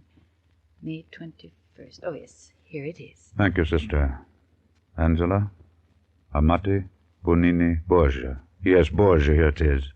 Lottie Borgia, wife of Don Borgia, age 31, gave birth to a baby girl, 12:21 a.m. You must know, Mr. O'Connell, that Mrs. Borgia was one of the victims of the air raid. Her baby survived. Yes, Sister, I know. And that about brings us to the end of our trail. I can think of nothing more. I'm sorry, sir, that I can't Sister, could I see that roster for a moment? Oh, yes, of course, my child. Thank you. We've always prided ourselves on the modern way. Sister! Sister! Yes, my child. I see that you have here another Englishwoman, a Lady Elizabeth Tudor. Could you tell me about her, please? Let me see the name, please. Lady Elizabeth Tudor. Oh, yes. Yes, she was the wife of one of the members of the British Diplomatic Corps. Both she and her baby daughter were found dead under the debris. Their bodies were returned to England for burial. The records show her baby was born just about the time Mrs. Borgia gave birth to her child. Yes, I remember now, too, that both of the newly born were lying in the same nursery when the bomb struck. The one lived, the other died. It was God's will. Sister, were foot impressions or fingerprints kept on all the children? Oh, yes, yes. Immediately after delivery, a foot impression is made of each new arrival. And those records? Yes, they're kept here in the office. May we see those, Sister? Both those of Mrs. Borgia's baby and those of Lady Tudor's baby. Certainly. Just a moment, please. Here they are. Baby Borgia and Baby Tudor. Nina, I want you to take off your right shoe and stocking, please. Yes, John. Now, Sister, if you will give me a pad of impression ink. Yes, certainly, Mr. O'Connell. Now, Nina, step on this pad firmly. There. That's it. Now put your foot on this paper. Put your whole weight down on your right foot. There, we've got it. Could I borrow your magnifying glass, Sister? Yes, of course. Thank you. Ridges irregular. Yes, and here's a delta formation that corresponds exactly. The core of the pattern is identical. Come here, Sister, please. Can you follow the ridges? Do you see this delta formation? Yes, it's quite obvious. Now let's take a look at the Baby Borgia imprint. What do you see? There is no delta formation. That's right. Now here we have the imprint of Baby Tudor. Mother in heaven. This girl. This girl? Yes, Sister. Nina is Baby Tudor.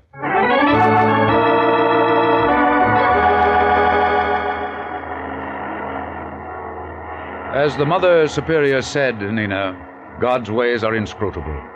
In one stroke of the brush, the truth has chased fear back into the slimy cave of ignorance. And now, in the 20th year of your life, you're going home to your own beloved England. And you're going back a fine, beautiful, and lovely young lady. Yes, John. And all because of you. My one shining hour. I don't know how to thank you. Don't you suppose I'm just as happy as you are, Nina dear?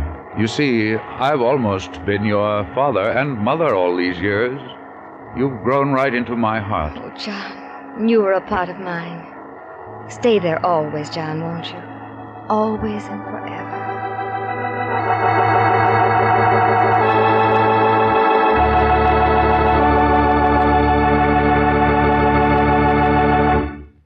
Warren William will be back in just a moment to tell you the rest of the story of One Shining Hour. But first, here is a brief message from your announcer. And here again is Warren William. This story has a happy ending. Nina is now Lady Moffat. Her home in the suburbs of London is the Mecca of intelligent men and women come to worship at the throne of her genius. Of course, I attended the christening of her firstborn, and if my chest expanded an inch or two, well, I had just cause. His name is John Francis Moffat. Like his mother, he had laughing blue eyes and golden hair. I had one more problem that I wanted answered before I closed the books on the probate cause of One Shining Hour. In Maryland, I located a childhood schoolmate of Nina's. It was the little girl who had once accused Nina of scratching her face. Upon her own admission, she confessed it was the cat. But she, in a fit of childish jealousy, had named an innocent girl. She also admitted killing the bird and drowning the Persian kitten. The prank of a spoiled child. And that brings us up to the last unexplained chapter in the book. As Nina's horse plunged over the cliff, Nina did laugh. But psychiatrists tell me that laughter can be an emotional outburst caused by hysteria. Well, knowing Nina as I do now, that's the answer. The professor wanted revenge, but he should have known that revenge rests in a higher court. But what if Nina had actually been the daughter of the mad professor and the criminal Lottie? What would have happened? The thoughts are terrifying. Let's close the book before our imaginations run riot.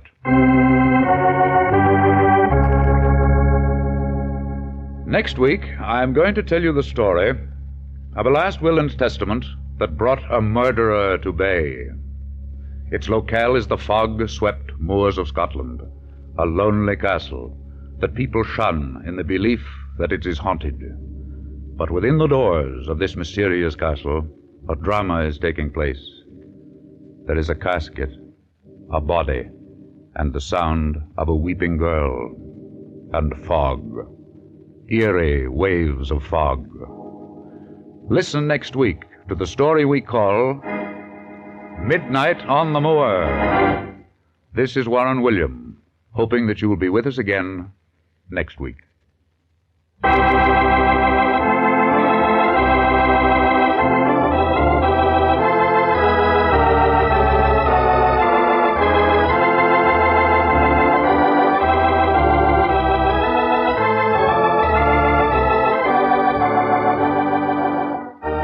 Strange Wills is written by Ken Crepine and directed by Albert Ulrich. This is a Teleways feature produced in Hollywood.